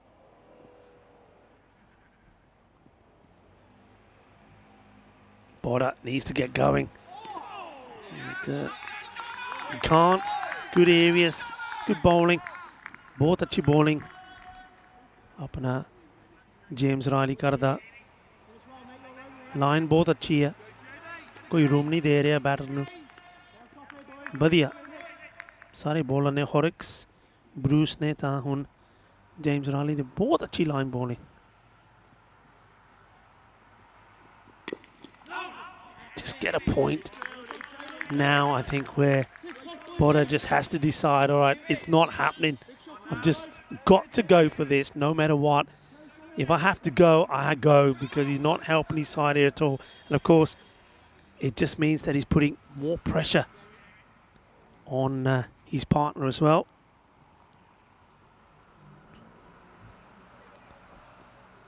And once again, it's a swing and a miss. Terrific over from James Riley, the young man who hit the winning runs for his team in the last one. At the halfway point, only 22 runs on the board. It's just not happening for Rugby CC. Well, this would be unprecedented if they were to lose this one. I don't think they've lost 2 on the spin.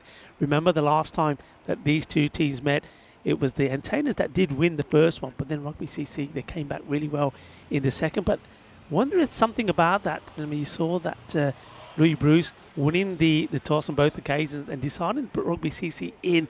And maybe that's the answer. Maybe they're finding here that Rugby CC are a team that like to chase, and it's working at the moment perfectly well. And a good time, I think, this for the captain, Avinash Pai, to come on to bowl. He knows the pressure is on. You know that the batters will want to go after him, especially Ian Latin. So 22 and the halfway point mark. So really got to get going here now. We're going to have to see something sensational if they're even to get near the score they posted in the first match. Then it comes down the track, goes for the big hit. And, well, I think this is good bit of fielding from Paddy Hatchman. I mean, he could have committed for the catch. And in doing so, there was a danger of the boundary going. He decides to play it safe. Keeps it to 1.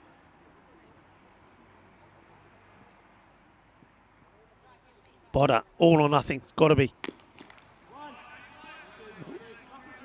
Clubs it pretty well to mid-wicket. Comes in, keeps it to 1.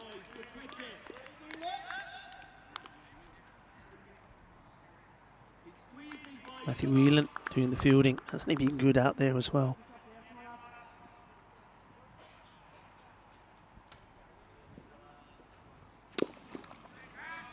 This is hit hard, and this one will go to the boundary. It's a little bit over-pitched. Very quick onto it. Had to make a final adjustment. You can see, I think he was looking to come down the ground and hit it straight. And Avinash Pai, to his credit, he saw that early and tried to push it wider. But look how far he comes down. That's a really good, solid hit. It shows just how powerful he can be. Similar sort of delivery, similar sort of area. And this time, well, it gets past the fielder. It was a spicy one. And I think that might be Papa Riley who's out there. Really does hit this bad, hard. Just watch the bounce. It's quite a nasty one. I think it creeps up onto him pretty quickly. But he's not able to handle it. A little bit too spicy. A little bit of masala on that kookaburra. And it was too hot to handle. So back-to-back boundaries. In Latin, who else finally gets going? Doesn't quite get to the pitch of this one. Gets a single. And, well, are we going to see Bodder get started as well? He's been a little bit tiki-taka mode. He's chewed up too many deliveries. You can see the difference there. Bodder, 8 of 17. And Latin he's on 21 of 18. This hit pretty well, but to the field. Well set. No mistakes from Dak Horrocks. Didn't he bowl well? His first 2 overs. Both the openers bowled brilliantly. 12 off that one. Wonder if they go back to James Riley. I wouldn't change it here. Just try and put the squeeze on. Big shout out to everybody that works behind the scenes here, to the Federation of Gibraltar, for putting on this marvellous event and their hospitality. Of course, to the European Cricket Network team, to Medadav, Marzi, Shubnavjot Singh, Manav Nayak and Jason, all doing a wonderful job behind the scenes. And also to SI, Rahul, Omkar and Pradihum, doing their bit as well. A lot of work has to happen by different teams, some of them off-site. So SI, fantastic work from you as well, working hard there in India. This is pretty well hit, but it doesn't get past the captain. Safe hands from Avinash Pai. The Bodder maybe thought he finally had found a boundary. I do think that he could do with changing that bat. You know, I don't think it sounds too healthy to me. Needs an injection, just like he needs an injection of runs here. And of course, big shout out to our production partner, Spring Productions, and on-site, Andris, Romans and Richard, doing a superb job and have done throughout this series. It's a nice looking shot. Gets down elegantly on one knee as he strokes this away, but once again, it's difficult. Now that field has been set, and the bowlers bowling good line. There haven't been any real gundy balls, has there? They've only that one which slipped out of the hands of Horrocks early on, but they bowled tidily. Riley again. Big swing from Botta, gets it all wrong. I think Riley cleverly holds this one back slightly as well. Botta not using his feet. You see the difference between him and Latin. Latin comes down the track, uses his feet well. Botta is a little bit, he's like rooted to the crease. And as a result of that, he's not getting where he needs to be.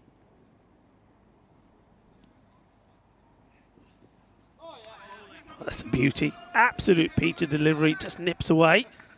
And cracking ball. And I'm not talking about that. Come on, pull him up, pull him up, pull him up.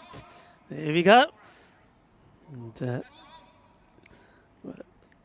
Charles Ballestero showing a different side of him behind the stumps. Cheeky. Naughty but nice, some will say. A little bit cold for that, Charles. That's better. That's my man.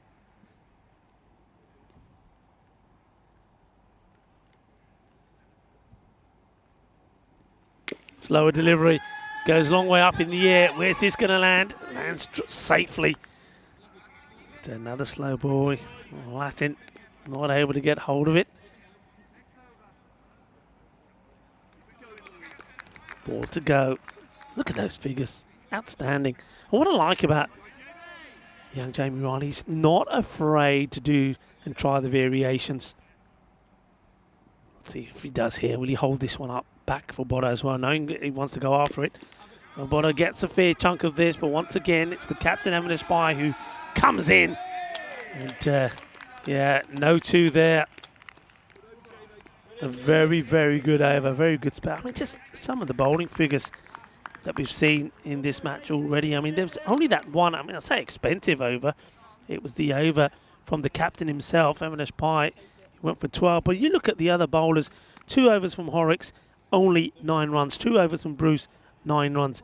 2 overs now from Jamie Riley, just 6 runs. That's sensational. Superb bowling figures.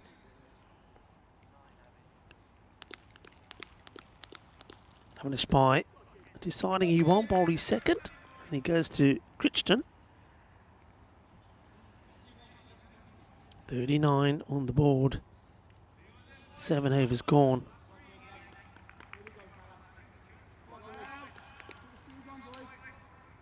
Once again, you see, I mean, you're not worried. That's the difference between this format. You're not worried about wickets. It's keeping that score down, and they've done it brilliantly. Crichton gets this one to nip back a fair bit. Cuts in. Again, Botta not quick enough on his feet to get in the right position to whip it away. Yeah, Vinny Sandhu, Mr. Maxwell say Jamie. It's a really promising young prospect. He certainly is. It's a very good, very clever bowler. And with the advantage of being a left armour as well, well, yeah, going to see plenty more of him. Goes for the big lofted drive, doesn't get it right. Just keeping the pace off. That's one thing that I've noticed. I know I've said a number of times that I'm surprised that there haven't been so many big scores here. You know, normally on this this sort of artificial surface. Remember, not just artificial wicket, but the whole outfield artificial as well. The ball races along pretty quickly, as you see here. Goes quick across the surface. But I think what the teams have done here, all teams, you know, so talking about rugby, entertainers, sloggers, and also the Pirates, is most of the time they kept the pace off the ball, so the batters have really had to work hard to get the runs. And I think that's why we're not seeing the big scores that perhaps we were expecting to see, certainly after the way the first match started anyway.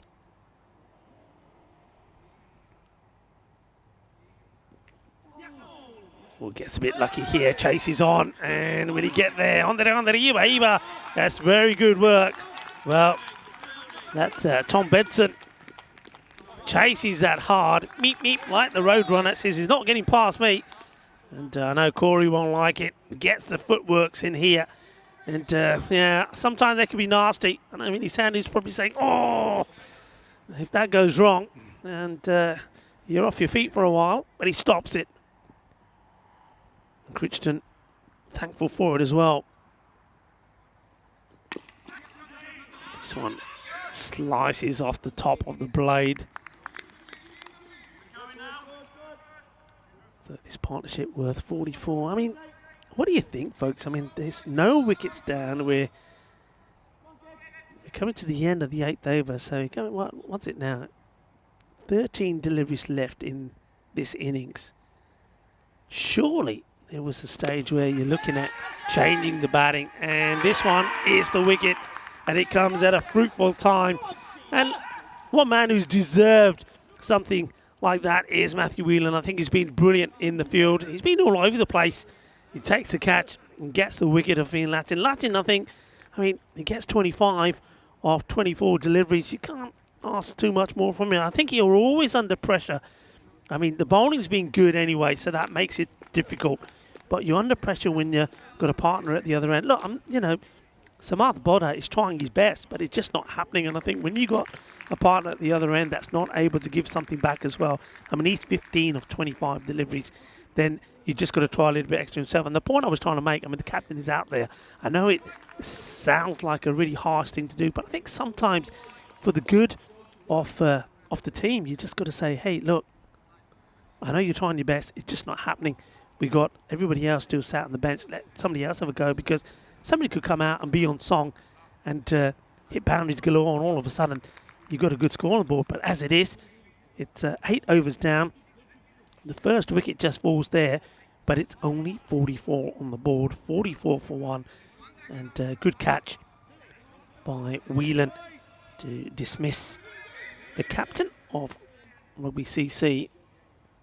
Latin departs on 25 of 24. And the opportunity now for Tom Bedson, the man who made that great stop, to come and have a bowl. Starts with a dot. Just not happening for Bodha. Bedson, maybe he's looking to put him to bed. I don't know. Keep him there. That's what I'd say if I'm the captain. Leave him be. He's not hurt us yet. That's a wide. Signalled there by Gareth Gomez. Can I just say the umpiring been fantastic today. Well done to Gareth Gomez and Steve Mumford out there, and the third umpire, Meda Daub. Meda's last night for her today as well. She will be joining the team in Malta. Don't forget, European Cricket Series will be starting there on the 30th. And Meda Daub will be making her way there. And where Vinny Sandu and Corey Ruckus will be ready to talk you through the start of that series. And that will be running during the day. 4 matches a day there from the magnificent Marsa International Cricket Ground. And then you'll be having the fun and the entertainment from the cricket here in Gibraltar as well. This is going to be another wide, so valuable extras here, especially if those extra deliveries can be put away. Bodha is trying his best. He's been joined out there by Advani. He gets to face a delivery. This will be another one. Bodha cleverly just lets it go by. Advani in the first match batted all the way through the innings. He opened, made 29 of 31. That's why I was a little bit surprised by the change. This one, he gets bat onto it. They'll take a single. I think maybe, in hindsight, Nikhil Advani, if he can do that, give you 30 runs, and then someone like Ian Latin batting up there as well. He's the aggressor. Bodha normally is a hard-hitting. Great fielding. If he hits, this is brilliant. Oh, well, that is so close. It's excellent work from Tom Bedman there. Really, really well done. I wonder if you get a chance to look at this again. Superb cricket. Pick up and throw. He was out if that hits. Bedson just holding it back once more, making the batter having to do all the work. When he comes down, just gets a single. Botta, can he finish well? One ball left in this, the penultimate over. Straight to the fielder, gets down, makes the stop. And, James Riley, this time getting dirty for his side. It's really been good, been very impressed with the way the entertainers have gone about being in the field. They've bowled well, the fielders have supported the bowlers well, and they've been encouraging each other all the time. And that's why they've made life very difficult out there in the middle for all the batters. 53 for 1 Rugby CC, 6 more deliveries to come. It will be Gideon Crichton to finish things off.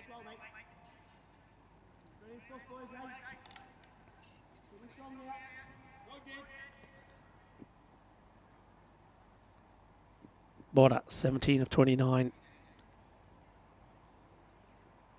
Gets width, too wide. And they'll take 2. Well, bonus 2 runs from nothing. Still 6 balls to come. So, what's the score you think they can defend here? BCC, I mean, maybe if they can they get to? You think they can get to 70? Crichton hits it into the deck. Should just be a single. Maro. Andani. Need to the Kukubara bowler. Maro. Hit it hard. It's too much tiki-taka here.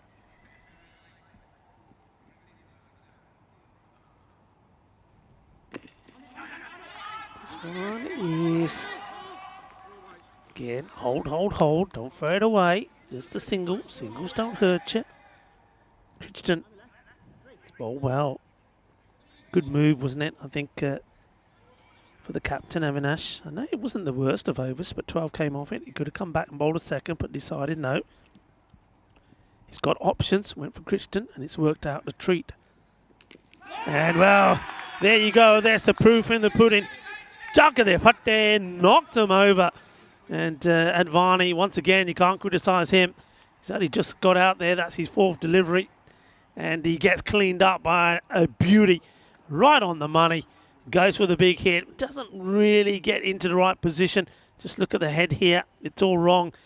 Jagadepatte style. The stumps have been knocked over. And another one has to make his way back. And yeah, doesn't he like it as well, Crichton? Well bowled. You can hear the entertainers saying brilliant stuff here, boys. It has been 10 extras. That's, if anything, the only thing that they could tidy up a bit, but Crichton gets his 2nd. And once again, just underlining the fact that how good I think the captain was there making that decision. Saying, okay, I've got other bowlers, I'll try something. And he's got another. That's a boogie, oogie, woogie, Kookaburra 5 ball as he knocks over another. And Crichton, well, can he be the first man that gets a hat-trick here in this FanCode European Cricket T10 night series in Gibraltar? Right on the money. I tell you what, if he bowls another one of those, I do not put it past him. That's an absolute beauty. Oh, yeah. It's almost a repeat celebration of the one before. And, well, we see our 3rd golden duck of the day at Harry Park. And he was the other opener in the last match, made 25 or 23. This time he only lasts 1 ball. He's going to have to go for 0. He's got to go. And here comes the new batter. Beautiful bowling from Crichton. Picked up 3. I don't think anybody, if memory serves me right, come and help me out here, moderators and everybody in the chat. I don't think we've seen a 4-fer. We've seen a few bowlers pick up 3 wickets. We saw 3 yesterday from Simpson. Are we going to see a hat-trick here? Here we go, hat-trick delivery. And it's a chance of a run-out. Well, he just went a little bit wider. Didn't go for the stumps this time round. And as a result of that, gets a little bat onto this. Valuable run scored. Let's have a look at this. I think direct hit. No, he would have made it just. But still, excellent bowling. Still got a chance to have the best bowling figures of the series so far. One ball to do it in. Last ball of the innings. Up in the air. Doesn't quite carry to the fielder. You might as well run. Might as well try it on. They do. In comes the throw. And he's not had the best of nights, has he, behind his thumbs, Charles Rostera, and maybe had an opportunity to get a few fantasy points for himself. But I think the throw could have been kinder, maybe. But it wasn't able to whip off the bail. So they do get 2 to finish off the innings. It finishes on 60, which you have to say, especially the way that Avanesh Pai batted in the last game, wouldn't think that that's enough. But funnier things have happened, but they've been made to work hard. And take nothing away, though, from the entertainers. I know it's a blow-pie effort from Rugby CC. I mean, Boda, he ends up not out on 20 of 31 deliveries. And, but I think the bowling has just been spot on. I mean, there was a couple of... I mean, that was a loose delivery. We saw one from Horrocks that came out wrong with the no ball. But other than that, they've been on the money all the time, getting the ball in the right areas and really making the batters make the mistakes. This was one which went to the boundary. There's a couple in that area. This, I think, was the unfortunate bounce, which almost took the chin off the fielder. But there was the big wicket in the end. Bowling a good tidy line was always going to pay off. And yeah, Christian, wasn't he pumped because he knows that's a big wicket. Christian, well bowled for him. He was superb. Well, this one would have been brilliant as well from the bowler. A great pick up and throw from Benson. He certainly was in good form as well. But all the bowlers, I think, bowled really, really well. And when you think that the only bad over was one that went for 12 from the captain, Avanesh Pai, that just goes to show you just what an outstanding piece of work there was. But the pick of the bowlers by far was that man there, Gideon Crichton, who bowled so well. And that was the opportunity. Yeah, once again, I think maybe I'm being a little bit unkind to Charles Barostero there. Wasn't the best of throws. I mean, anything into his gloves, and he would have had his man. Let's have a look at this scorecard. And if you're a Rugby CC supporter, you're going to be a little bit disappointed because once again, the batting just didn't click. I think they just make things difficult for themselves in the power play. The power play was only worth 13 runs. At the halfway point was 22. So you could say that they did get some acceleration in the latter part of the innings, or the second part of the innings. But you'd have to think that 60 just isn't going to do it. If it is, well, look, there's only one way this can work, and that's you've got to get the wicket of someone like Avanesh Pai early. And once again, I hope that you can get the wicket of Louis Bruce early as well. They have got Boda in the side. He's going to give them something extra with the ball as well. But you can see there, 20 of 31 deliveries. It's very similar to the first innings. Harry Pyle made 25 of 23 and 29 of 31 was Advani. So they just need to get scoring a little bit quicker. So I'm going to just have a quick look at the bowling figures. I think all the bowlers were tremendous, really bowled well supported by the fielders. They were hungry for this, weren't they, the entertainers? They were hungry, and you can see they're hungry to move above the sloggers. They're joint with them at the moment at 6 points. Another win here, and they'll actually be level with points with Rugby CC. What a result that would be. What an evening that would be if they can do the double over Rugby CC. So we're going to leave you with the mid-match summary for match number 18. And well, the story is that once again, entertainers have been superb out there in the middle, bowled well, fielded well, took the catches, restricted Rugby CC to 60, 61 required for victory. Join me, Rika Full, and the rest of the crew here as we come back in around about 10 minutes time.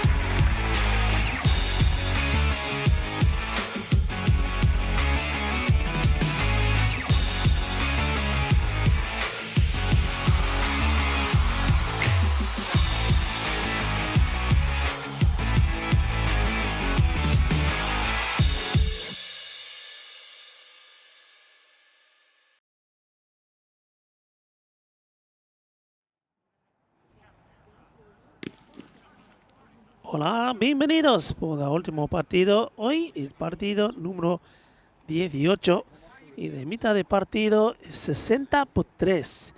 Eso es de score por Rugby CC.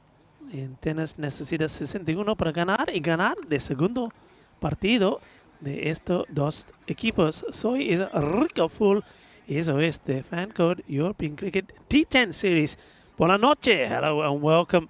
Welcome to the final innings of today, the second match between Rugby CC and the Antennas. The Antennas winning the first one, and they're winning it well thanks to a great knock from Avinash Pai, and now are in a very good position of doing the double over Rugby CC and in the standings, gain level with them. A team who started at the foot of the table could finish today second alongside Rugby CC, so everything to play for here. And, well, it's the attack of the beanie. We're going to start with Thomas Ramage. We'll be bowling to Paddy Hatchman. So, Thomas, obviously a man who feels the cold. Floats this one up there. Gets to the pitch pretty nicely. That's Hatchman. And gets a single. I suppose don't have to take too many risks, but at the same time, they don't want to get themselves in a bit of a rut, which is definitely what happened in the first part of the innings for Rugby CC. Nicely played. Take another single. Chance for me to say hi to a few people that have been on the chat. Hello to Santosh. And hello to Richie as well. Nice to have you with us and everybody else as well, making it lively and good.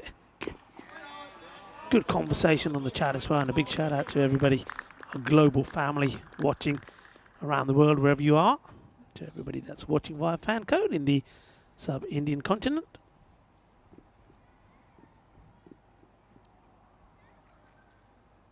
This one will be a wide, called by Gareth Gomez.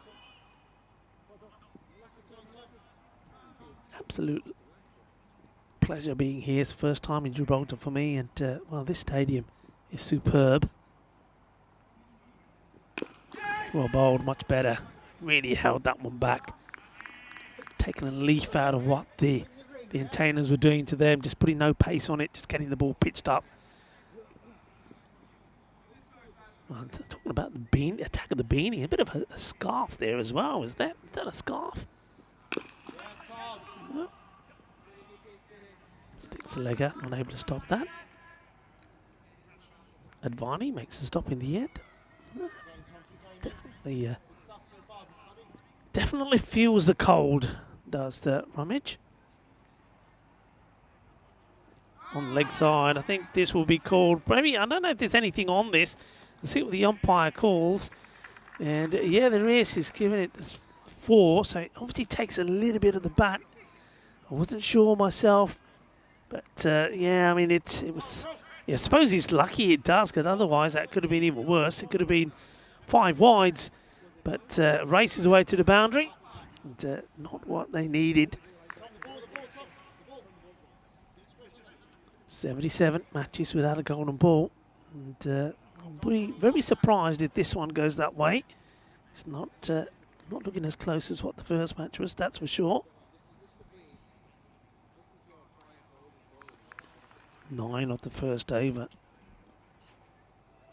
It took Rugby CC into the 3rd over to get to that score, so you can see that they're already well ahead. Okay, now this is a interesting action. Well, the action may be interesting, but the result from Christopher Gumila was pretty good. Gets that right on the money. Well, this one is not so good. It's a full toss on the leg side. Work to be done by the fielder. And, well, one batter wants it and goes early. And well, a better throw certainly would have had him in trouble. Yeah, it wasn't a good delivery. But you can see here that I think that's Paddy Hatchman. He wanted it straight away. And if it was a better throw, then it could have been curtains. Another dot delivery. Once again, pace-off approach. doing the job.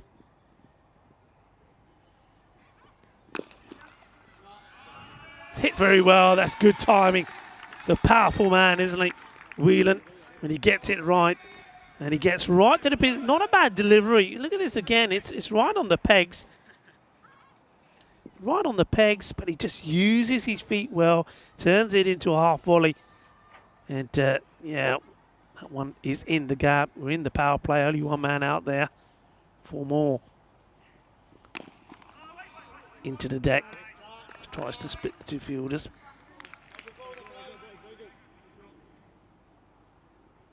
All to go.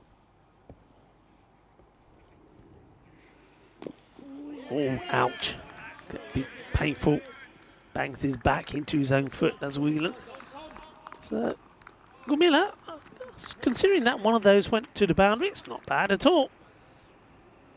Only the 6 runs from it. 15. Score moves on 2 after 2. Just wondering whether, I mean, it looks like they're going with Rummage to finish his spell, but you can see there what I'm talking about. It's an opportunity for Tainus to really elevate. That's well bowled. Just keeps that inside that guideline with the umpires. A little bit of movement away, but clever bit of bowling. But a Hatchman will probably get that big stride across if it's a similar delivery. It's a tall man. This time it's gone the long way. Oh, well. I'm not sure where this has been taken by Harry Pyle. He almost ended up in a pile on the ground. He says, I'm all right. Where does this hit? He does very well. Oh, well, I thought that was in the El Cojones there for a moment. He seems okay. He says, I'm all right. Maybe he's wearing some protection there. Take a deep breath. Sit down. Yeah, just walking around. Yeah, it must be weird. Oh, he says it still hurts, even with a protector. He seems okay. Well, have another one. Well, I say he seems okay. He don't look okay to me. He's, I think he's, there you go. He's been winded. And just checking that all the furniture is still where it, you see, he's in pain. All the furniture is where it needs to be. Firmly struck. There is a fielder out there, though. No mistakes from the captain. That's it.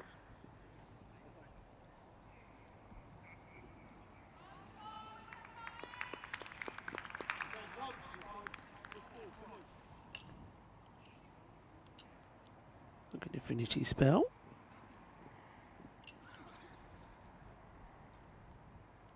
Oh, this is a Gundy ball. It'll be called a no ball, and the batters will rotate as well, so that will go down as one no ball, and unfortunately a bye will go against Harry Pyle, who's well, he's in the wars a bit, isn't he? Still not right, is he? He's feeling it. Well, Harry Pyle was doing a fair bit of running, warming up before the start of this match. I don't think there's going to be too much running at the moment. Gone. But of course it is a free hit, but he still wants to celebrate. You can see the batter there. That's clever from Whelan. He knows he can afford to come down. You can't be stumped. So good work. We've seen Harry Pyle in action before. Nicely done.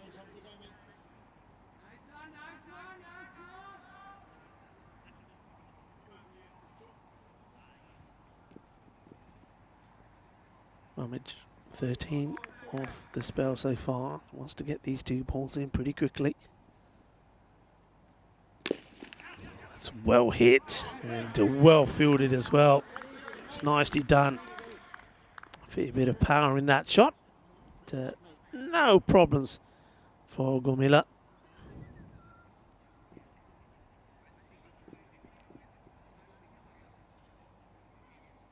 A little bit too short.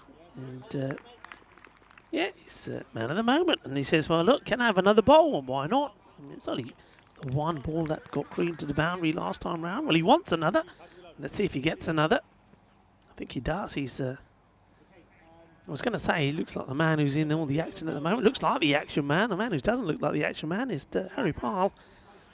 He's certainly feeling the pain.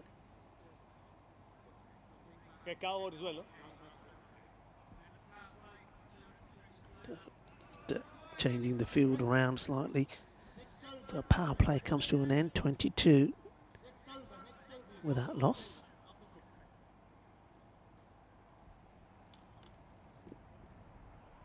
Gumila with a very unorthodox approach, but he does most of the time get the ball in the right areas. It's almost like he's launching it at you, isn't it? There he goes. It's nicely bowled.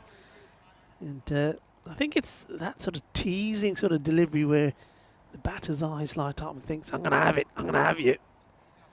And before you know it, the ball's got past you. And he's bowling on the stumps all the time. Every chance, just a single again this time.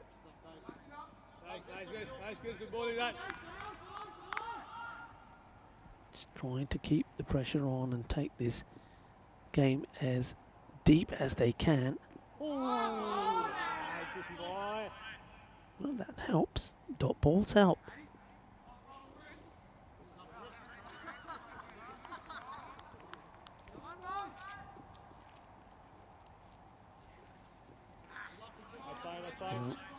The dot ball was a good bonus, but he's undone the good work of following that wide in.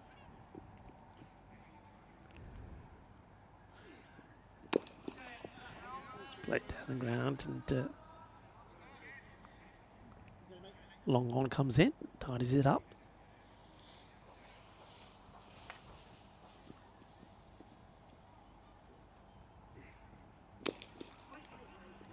Wait. They go on the rebound, they're taking him on, and in comes the throw.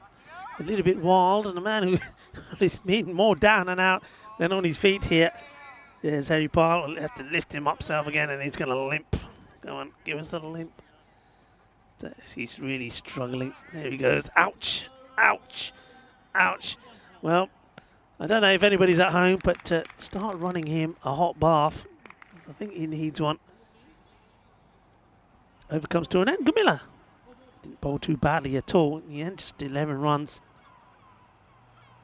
Come off his spell, 27 without loss. Like for like now at this point, 19 without loss compared to 27 without loss. So not that much in it. You just get the feeling, you get one good over in, a couple of wickets, anything can happen. But that won't help. Corner wide. And this is Rohit Shukla. Comes on to bowl.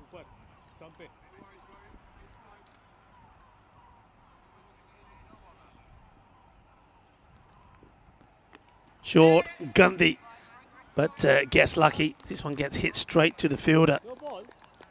And no ball called. And I wonder if this is called for. Is that called for?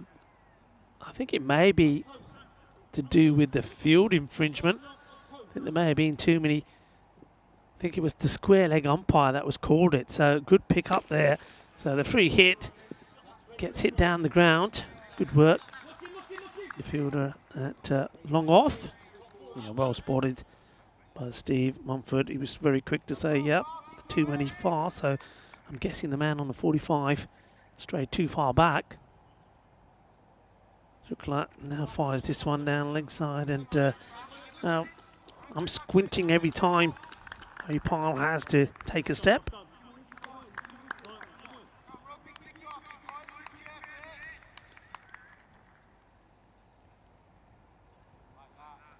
Well, I think wide is called, and just keep an eye on the square leg umpire. So it looks like this has dipped enough. Yeah, but it's not a good delivery from Shukla. Not helping the cause here. Thumped hard. Good work. That man inside the circle. Rummage. Making the stop.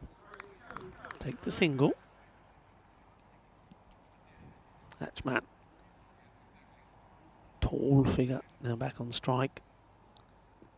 until this one is very wide indeed. And the score just steadily keeps going up.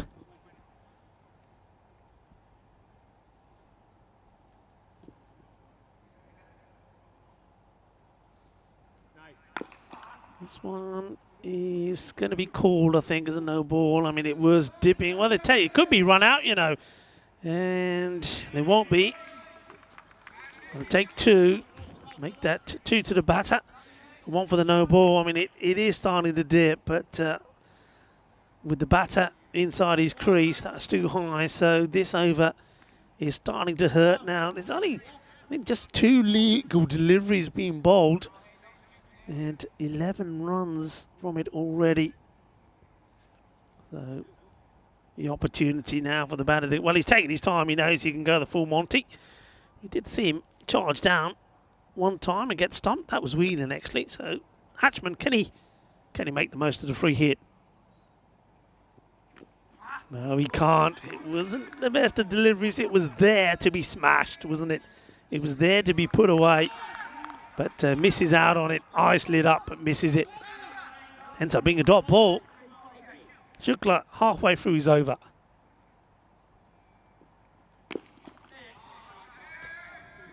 Single will be taken. Quite content, of course, the batters at the moment. They know they're well on top. Just 22 required of 32 deliveries. And this one will be another one that will go on to the extras total. So the extras creeping up all the time here. 12 extras now, majority of them coming this over. Firmly struck. 2 is the call. They're going for it and they'll get it. Slight misfield from the fielder coming in from the deep, but well backed up and supported. But they will get 2 runs. It's Shub Navjot thing there. I think he's feeling the cold as well. Got his big jacket on and wearing a beanie himself. Part of the ECN crew. This one has been struck pretty hard. Fielder inside a 30-yard circle. Half stops it. That's rummage there. That's well. So we get to the halfway point, and it's looking pretty rosy at the moment with 43 of the 5 overs for the entertainers. And looks like a bit of a stroll in the park at the moment, unless anything amazing happens. I mean, look, got to be said that the innings from the Rugby CC was a tale of 2 halves. The first half, hardly anything happened. Couldn't really get anything going, and did better in the second half. Well, they've got to change it around in this one, see if they can have a better end to it. You still got the likes of Bonar there who can bowl. We know he's a dangerous bowler if he gets his line right. So, but if it's going to happen, something's going to happen here now. Otherwise, Rugby CC are going to end up getting nothing from the 2 matches here today. And the entertainers, well, they're going to be the happy side.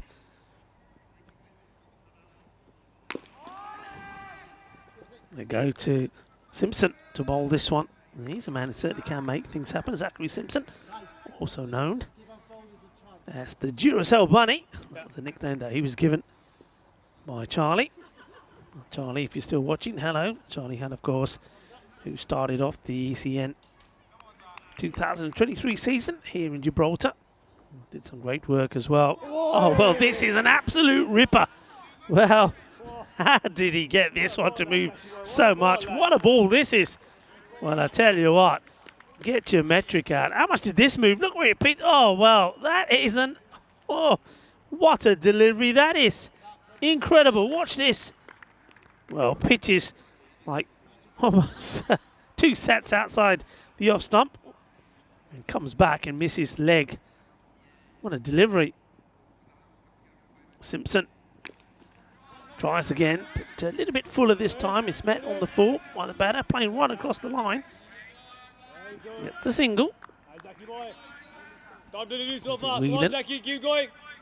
Gets to 19. He's getting that run a ball, but that's all that's needed at the moment here.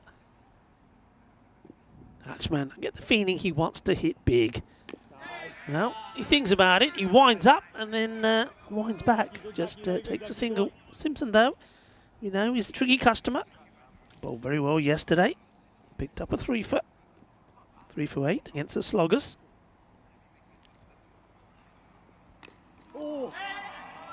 Third man in action.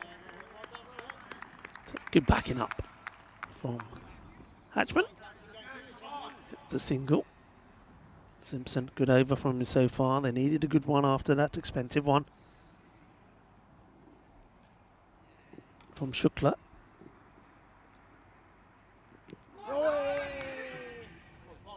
No run, so finishes the over well, just 5 runs from it. ILMF saying hello. Yeah, hello back to you. Hello to everybody, of course. And, thank you for joining us here in Gibraltar. And of course, you know, it's going to be a stellar season for the ECN. So much cricket coming your way. Remember, we're just getting ready to start in Malta as well, at the Marseille International Cricket Ground. That FanCode European Cricket Series starts on the 30th. Amanda Dalb will be doing her last night here today. She'll be missed, of course, but Mars Baji will be taking over her role as Meta makes her way to Malta with some of the other crew, including Mr. Maximo, who's been on the chat as well. Then, of course, from Malta, we're also going to have some women's international action here in Gibraltar as well. That will follow this event. And then, of course, we have the European Cricket League, the big one. The Champions League of cricket happening in Khartoum as well. So plenty of cricket coming in the next few weeks. Not a good delivery down the leg side. More extras. And, not having the best of nights, are they? BCC, it's one where things haven't gone well for them. They're started today with a 50-50 record, 4-4, but these certainly one defeat. Looks like it's going to be 2 defeats. Will certainly hurt them, and they're going to have to come back strong. But for the Entain as well, it's done them the world of good.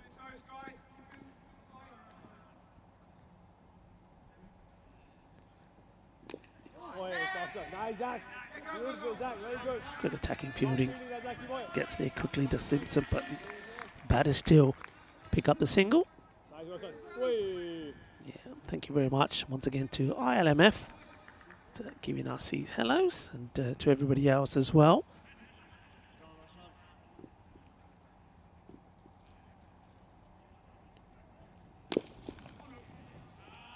Nice shot, nicely timed. Good work there by Advani, making sure it doesn't get past him. And don't worry, people, I will take note. A lot of people saying to me, Rico, remember the monkeys, they're not very friendly. Yeah, I've been told that a few times. And when we were driving in today, of course, I did see those monkeys. They're referred to as the Barbary monkeys.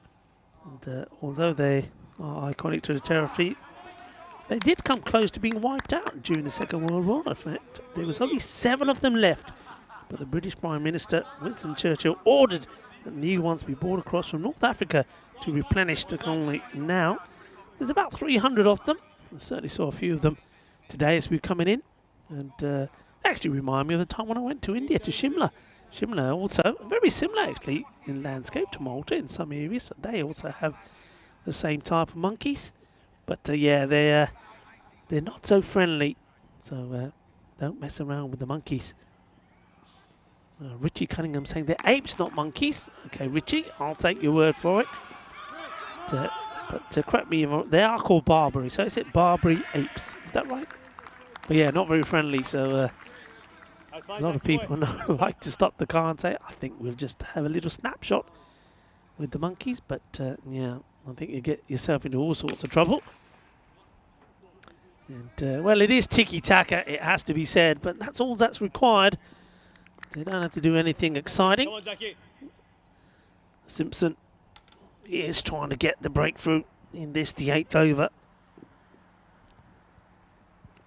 Goes wide, gets carved away, gets it past the infielder.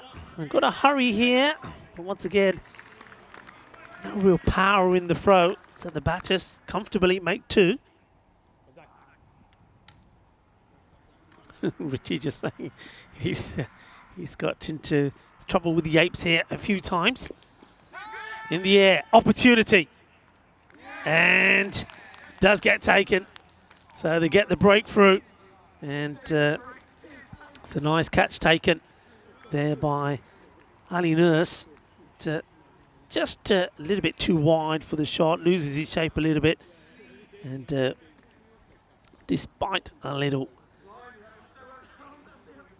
off balance there was Nurse, but he does take the catch, so that is the end of Paddy Hatchman.